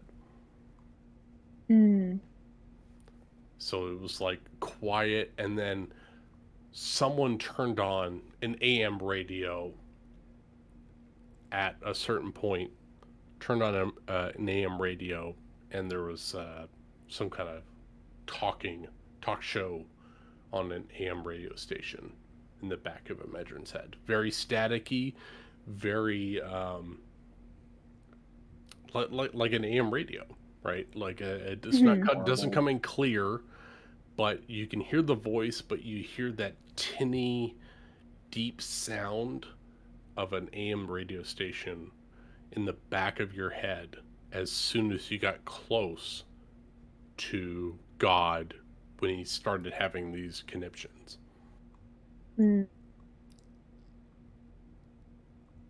So God has whack vibes. You would think that he has similar vibes to yourself. Which would be whack vibes.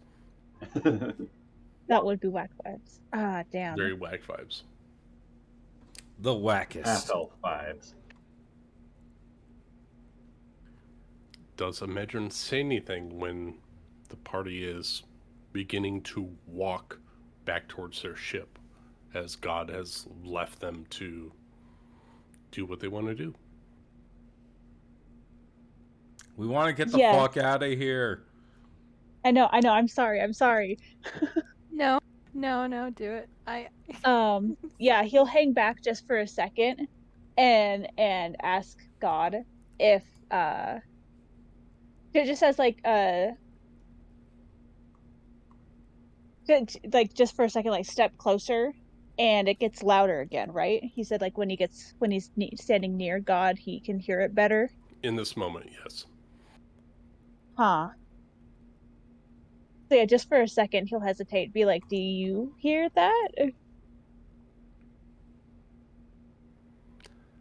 He looks to you, and with your insane passive perception, you see his eyes dilate very tiny in his pupils. And he says, "Hello, child. Oh God.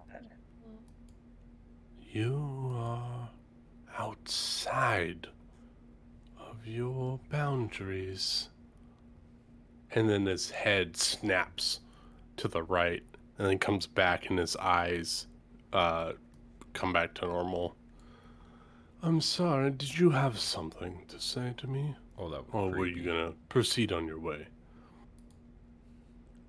No, sorry. I thought you said something, and I just couldn't hear you well. Bye.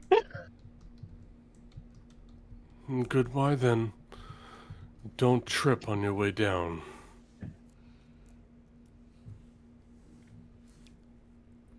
The party piles on top of the ship. Whack vibes, whack vibes, whack vibes! Whack vibes. Yeah, those are the wackiest vibes, man. And the party can begin sailing towards the nearest edge. If you so choose, and leave 10,000 meters up in the sky once and for all. Yep. Let's go. So you're get the fuck saying we outta here. should jump aboard and bring along all I'm of saying our that hopes the and captain dreams? has to figure out the new navigator situation before you go plummeting off of a sky island. Wait, can we get supplies real fast? Nope, there's no supplies up on the upper yard. Wait, I thought we decided that... You had supplies on the lower yard, so there's no supplies on the upper yard. No, I thought we decided... okay. Who did we decide was going to be the navigator? I think it was a Medrin. And No. Or Cheshire. I thought it was. No, it Cheshire was was going to Captain steer, and T. Medrin It was going to T. help. Yeah, T has pilot... Oh, that's right. T can pilot. But he doesn't and Cheshire fly. has navigator stuff. Okay, so Cheshire has advantage on their piloting check. So roll me a wisdom check with advantage for piloting navigators. Cheshire. If your intention is to drive off of the sky ocean. Goddamn right it is. 17. Good thing he had Fucking Go off advantage. the island. Did we Yeah. have not made sure everyone was secured before we did that? No, or... I definitely... We Nope. haven't even... I'm assuming we were going to get back to the ship first. Sorry. You get back to Yeah. the ship and prepare. You Okay. have time. Yeah, Kanala's gonna go back below deck and pace around and just start mindlessly panicking silently. Iskari's going to start Everyone like... on the crew is going to be tied down with a rope too, like they're anchored to Yeah. the ship somehow. Erling, check the wings too. Everybody, all hands on deck. Avast ye slobs.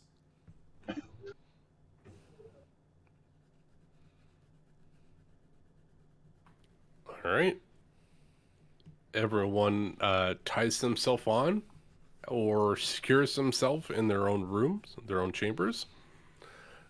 Cheshire ties himself to the main wheel, so that way if something were to happen, they're at fault.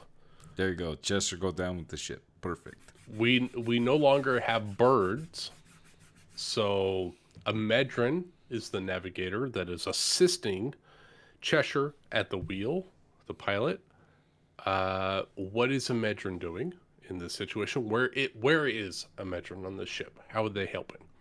He is helping by, I don't know, I could do like survival check, make sure everybody's actually has the right knot down, make sure they're not actually going anywhere if they're above deck, you know.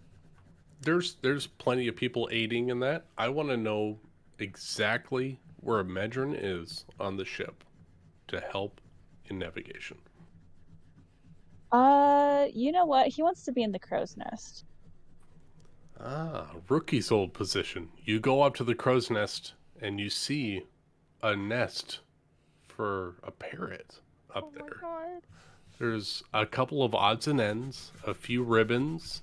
You see that there is an album, and in the center of the album, there's Penella's face. And you also see tucked away is their first edition, signed by the author, No Pictures Volume 1. The Book of Dirty Poetry and the Book of Dirty Poetry and No Pictures Volume 1. First edition, signed by the author up in the crow's nest. A holy relic. It's a holy of a relic. bygone age. He's not gonna touch any of her stuff. So he'll just like he'll like move it over all into like a pile, I guess. Just so he has room to move around up there and not step on anything. And he'll secure himself up there. Just kind of be able to see shit. Okay, sorry. I was losing it over rookie shit. Okay. Yeah. Medrin's up there navigating. All right. Erling, is everything fine? Are we good to go? Everything looks to be shipshape. All right. Set sail! God, All right. It's like we've been on this island for 2 years. Cheshire got a 17 on their navigation check. Time moves differently up here. Now, what direction does Cheshire want to direct the boat to? You can, essentially, you're at the center of a beanstalk. You have the 8 cardinal directions that you can go. Yeah, What I'm putting direction the do you want to beanstalk to drive the- off this boat? I'm putting the beanstalk to the aft of the ship and just going away. Okay. So if we go back to the map, Yep. Hold on.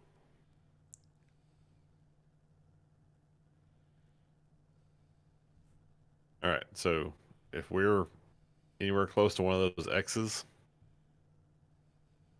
then I'm just going away from that. Okay, so you want to go, say, northwest, then. All right. Cheshire, this quiet cat, takes the heading from Imedrin and heads northwest. And without any word, quiet amongst the deck, as people have been lost, people have been tended to medically, you head off the island. I need Erling to make me an engineering check, so make me an Arcana check, Erling.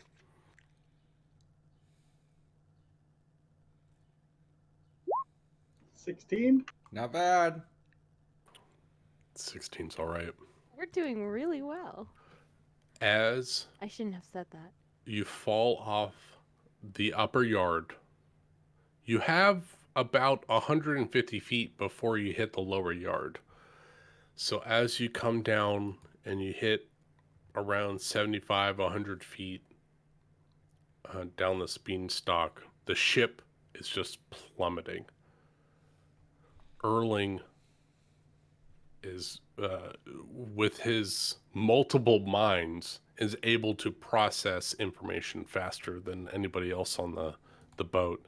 He's able to point people out, to pull down sails, get ready, man the wings.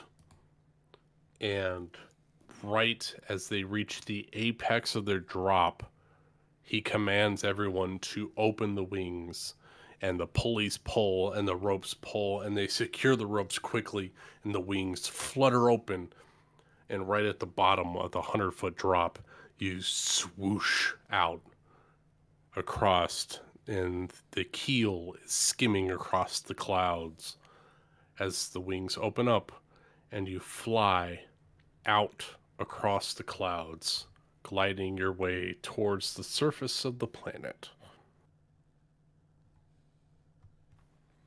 Now, we are falling approximately 10,000 feet. We got some This shit isn't to go on. flying. This is falling with style. Falling with style. So, with falling with style, we have some we have some action items to happen. Oh, great. No. We have to deal with the oxygen being lessened as much, and you guys are being dropped very suddenly into much denser oxygen levels as you get lower. We also have to deal with the pressure of the wings, so we're going to need a piloting check. We're going to need constitution checks for the oxygen. So, you know what? Let's start this in order. Constitution saving throws for everyone. Oh no. That's my one weakness. As you're plummeting towards the Earth's surface. Oh no. That is my one weakness. We're doing con saves. Yes, con saves, please. Oh, that's both of our weaknesses. Maybe 3. You know what? That's all right. Erling and Cheshire, the engineer and the pilot, are the ones to keep the wings open and the ship on course. Everyone else gets dizzy as you're plummeting thousands of feet in a second. You have 30,000 feet plus to go, and you're plummeting thousands of feet as a second. Everyone, their stomachs come up into their chest. People are hyperventilating. They're floating up in the air, and they're tied to all of the side railings. They're tied to the mast, tied to their positions, but Erling and Cheshire are focused. Like an arrow pointing to the ground, the two of them are focused on the point of landing. And you're able to keep the wings open and the ship on course as you're falling down. Now, yes, very much a goofy fall as you're coming down. The question is, where do we end up? I need Cheshire to roll me a navigation check at disadvantage. So that'll be a wisdom plus proficiency at disadvantage. This is to see how he pilots the ship in the air as you're falling 30,000 feet.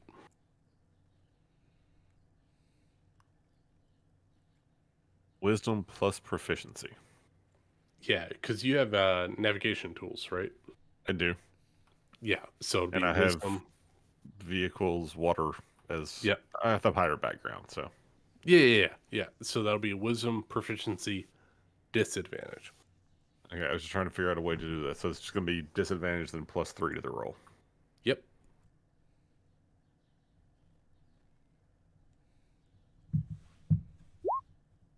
Aww. Damn it. Well, It's not a total failure. Is that at disadvantage? 9. Yep. Yep. so Oh. 12 total. 12 total. Okay, that's good. That's good. That's better than 10. So, as you're falling, half of your crew has passed out. Galileo, I'm not going to say the D word. Izzy, Thank you. Mrs. Hart, and half of the rest of the crew. The Sniper King, yeah, he passed out. The Puffin, yeah, he's flying around somewhere. 4X, yeah, he's chilling with Chili. The crew comes down, just the pure G-forces that you guys are pulling are bringing everyone to the ceiling that is not tied to a rope. So everyone interior to the ship slammed against the ceiling. Everyone else is tied against a rope or is held to a station. Chester is holding onto the wheel. Erling is holding on to the railing of the ship. Medron is trying for all of God's might, all of everything they hold dear to hold on to the crow's nest. Where's the captain on this ship at this point? The captain probably would have been close to Erling in like helping do anything like strength wise with the engineering. All right, so Erling is on the left side of the ship, pulling and securing a rope, and you see Iskari, not one to shy away from hard labor, pull a rope on the right side of the ship to secure as hard as they can, pull against the stays of the rope as the ship's wings expand as wide as they can. Everyone is just drained. It's constant, full 100% body usage as you're pulling against whatever you are to keep this boat in ship shape. But Cheshire is able to bring this ship in close to the bottom of the ocean, and you see the clouds part as the ship is falling down. Cheshire, you have one last chance to try to get full sail out of this ship. Give me one last navigation check, straight roll. So wisdom plus proficiency. Sorry? Is it possible to for Penala to give him a inspiration? How does Or no? Penala perform an inspiration on this ship? She's gonna hold on to what she's been grabbing onto. She'll look at Cheshire and she's like, Cheshire, I need you to do this, buddy. I've only known this man for like 3 days. Don't let us down. You're doing an amazing job. Just need you to...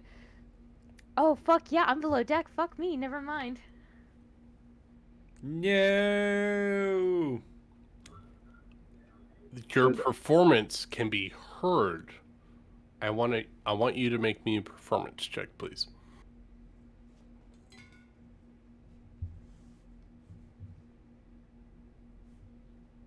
Let me down.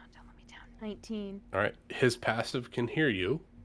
So, he hears your words. That gives him bardic inspiration. Cheshire, don't let us fucking die. So, Cheshire, you get your navigation check plus a D10. D8. Yay. Only a D8? Okay, D8. Yep. Whatever. Fuck. Do it. Can you roll a 16? All right, 24. Yep, 24 total. That's much All right. better. So, Cheshire, the cat that does not want to be doused in water, right at the last moment, is able to pull on the wheel, inspired magically by Penala. Almost like the words provide an air brake underneath the keel, comes up through the center of the boat and pushes against the wings that are becoming torn and tattered through this drop that they were not designed for. Pushes against these wings and slows the ship down, and it touches down rudder towards the front of the ship. And the ship lands across the ocean safely. And the crew is able to get themselves up off the deck of the boat, safe and sound, and you see open horizon in front of you. All The right. crew has made it safely down 30,000 feet to the surface of the planet. We're And alive! We did it! Oh my god. I need Cheshire to roll me a D8 and see what direction you're heading. Early's gonna just start sparking off some small fireworks on board the deck of the ship. Panal's going to scamper up and she's going to use one of the blasts of the... Oh, fuck. One of the charges on the wand. Yep. To go with There's Early. there's a ton of fireworks going on. Everyone is expending things that are spells and abilities that are celebrations across the crew. You didn't necessarily gain anything from being on the Sky Island. Maybe a few trinkets. We But- gained knowledge. You gain knowledge. Oh, we lost more than we gained.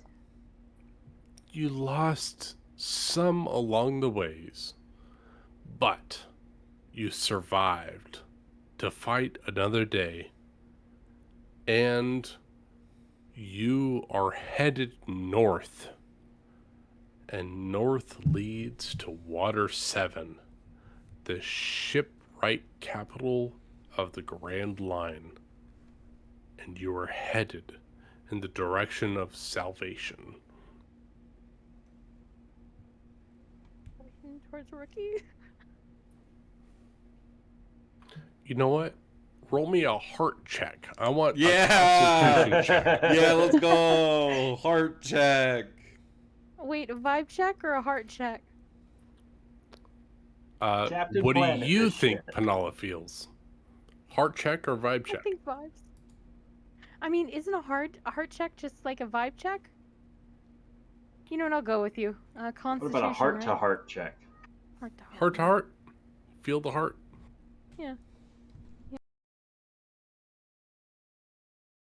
Can it be charisma? I wanted to I'll be let charisma. charisma check. You go for it. Yes.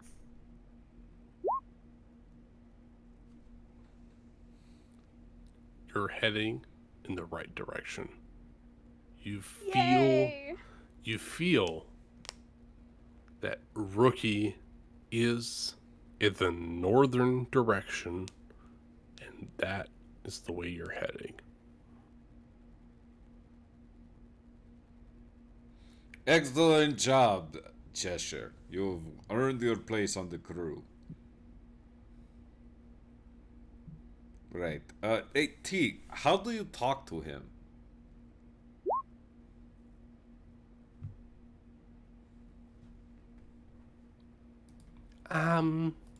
Just like that. He has a series of gestures, and that one means okay. Actually, T is a rogue. T knows thieves can't. These can't. Yes, that is true. Thieves can't what? I can't Jump, speak, Heyo. Amanda. But, Oh, you but know T, that. You I'm know just that saying means that that T she can likes translate it, for and you know Cheshire. everything. That is not what the voice that she used for Neptune. No, I know. It's No. sorry. not for a rookie. But I need everyone to say to make a dexterity saving throw, please. What? I can do that. Why? 5. Oh, yeah. Because I rolled on the die, and they failed. Who failed? Who failed? Who failed? God failed. What do you mean What God do you mean failed? God failed? How did What do God you mean, fail? Lucas? I mean, God failed. God failed. Erling's Oh, going to try I and know give what you Cheshire mean. a flash of inspiration or a flash of genius to give him a +5 on his roll. Okay, so Cheshire kill got us? a 16. Yes, Cheshire's got a 16. Beautiful. I don't know if that's enough, but it's better than 11. What do you mean? God I'm going to failed. say it's really hard for me to read my notes because So we all get healed because we don't dodge this healing spell, right? DC 16. So Medrin saves, Iskari fails, Erling saves, Pinala saves, and you said it was +5 for Cheshire. Cheshire's got a 16. Cheshire Well, means it that beats it. sucks. Let's go. All right. What happens? You get 4d8 lightning damage. Wait, why? Wait, Because God failed. Why Because did God- failed their save? I'm so confused.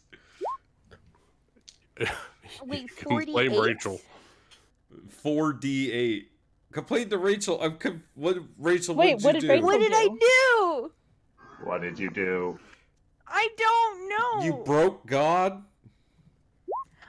Hey, look, man. I flirted. I don't. Who? Let's. I got us out of. I don't know. What There's did I do? lightning I mean, raining it's down from the gonna affect sky, you. Penala. Don't break I don't my know. boat. You better not break my boat. 4D.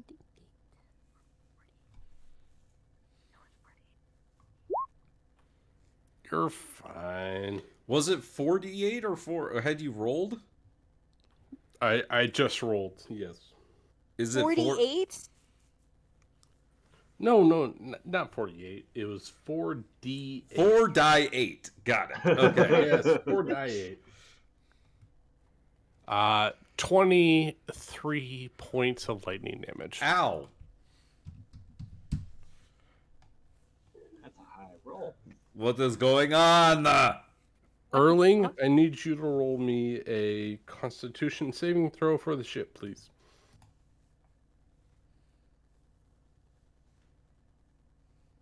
That's good. 22? All right, you take half damage.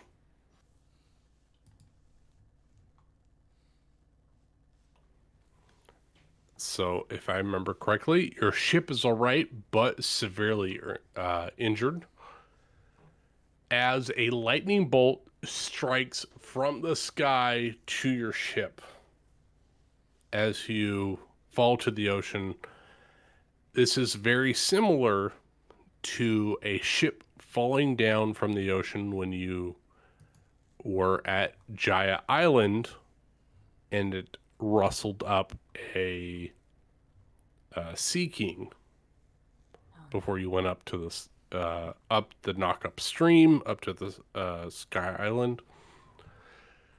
A lightning bolt had struck your ship and affected everyone on board, but you survived. Why did God Look fail? out for Sea Kings.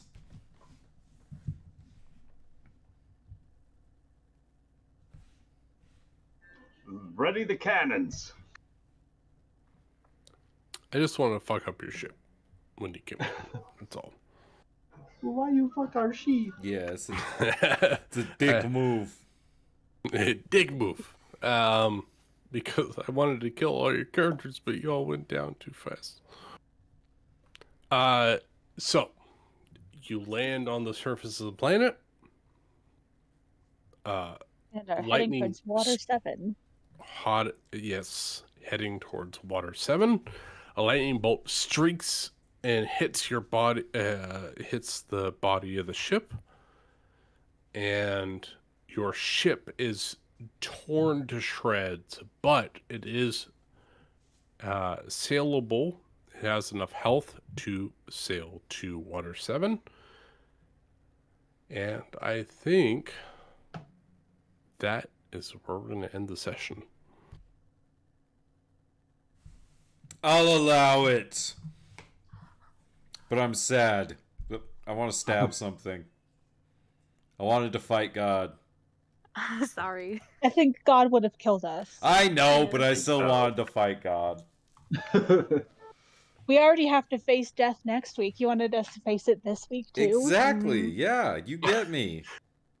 I Correct told yourself. Ryan, I said I have to modify my session because I don't want us to have 2 death situations 2 weeks in a row. Why not?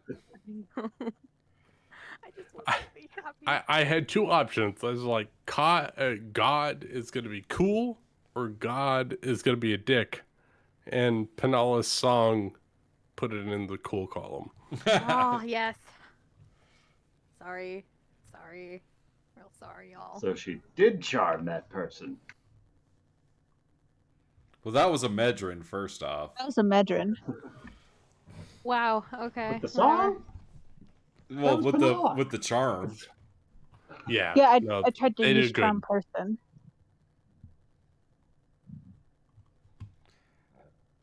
Well, that was an interesting session. I'm going to have to re-listen to it because I don't remember anything. You mean anything that just happened? Nope. Why not? Off the top of my head,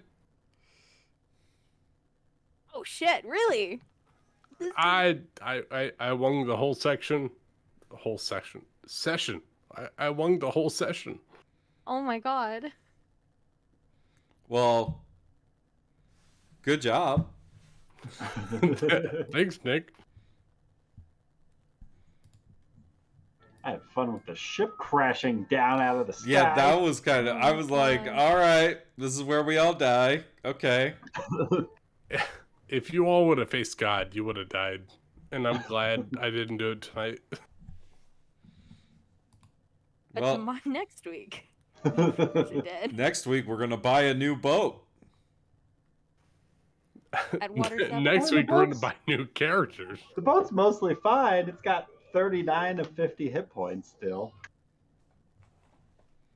Iskari Wait, you just mean wants. it only has 50 hit points? Iskari Yep. wants her own boat, like one that Oh is my her God. boat. If we're still in the I Fortune's thought we had Gold, 2 boats, though. We do have 2 Yeah, boats. Fortune's Where's the Gold other is the boat? only one that's rated for air travel. flying. It's over. Gliding It's down. at Jaya Island still. I mean, I would assume they would have.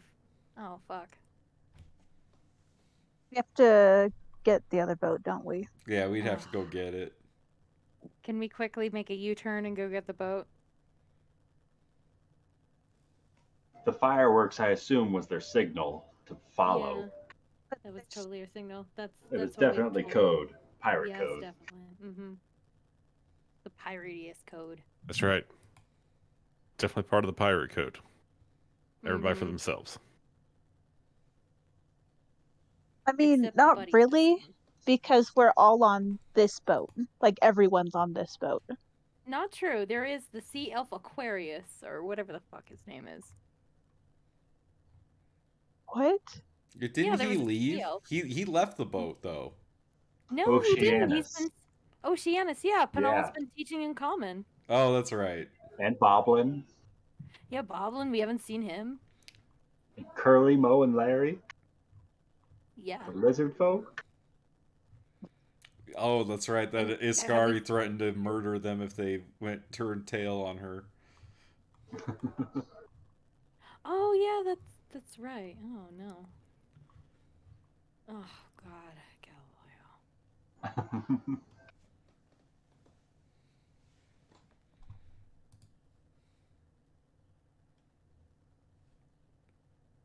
Fun. This was a fun session. I'm sorry I took away everyone's time. I'm really No! We sorry, guys. survived God. we're finally off of the Sky Island and we could get back to regular pirate shit, you know? 2 years. Let's 2 let's years! go burn a tavern down, shall we? One Yeah. that's not protected by a god. Yeah, let's go burn a tavern down for We didn't do funsies. anything to Gaia Islands. We could do that before we leave. No. We wrecked their shit. Remember? We had like a No, we hearty didn't. night. Yeah, I thought we did. But we didn't wreck We didn't anything. burn down the tavern. There was just like some We- vomit on the floor. Can we make a U-turn and can we just have the wildest rager and just, you know, In for- Gaia Island. yeah, at some series of events, something catches on fire accidentally and it burns down. Can that just happen? We need I mean, we you need can have have it a at march God's to leave. temple. The problem is that we don't have a log pose. So if we just go back out into the Grand Line, we're in trouble. Maybe we can find one at Water 7. Yeah, that's what I'm thinking. We'll just have to find out what happens when you guys get down to the surface world. Or we just hijack one from the next ship we come across. Heyo, All right, actual Let's pirating. piracy. I mean, we can I did steal forget that we're one once we actually get to Water 7. That's fine too. That is piratey as well. Yeah. I keep forgetting we're pirates. We are the pirates who don't do anything. We just sail around. A pirate's life for me. We don't rob a ship. We don't raise the flag. All we do is, I don't know, fucking make friends and everything. Pirate's life for us. Just not. Sorry. Yo ho, yo ho. Somewhat of a pirate's life for me.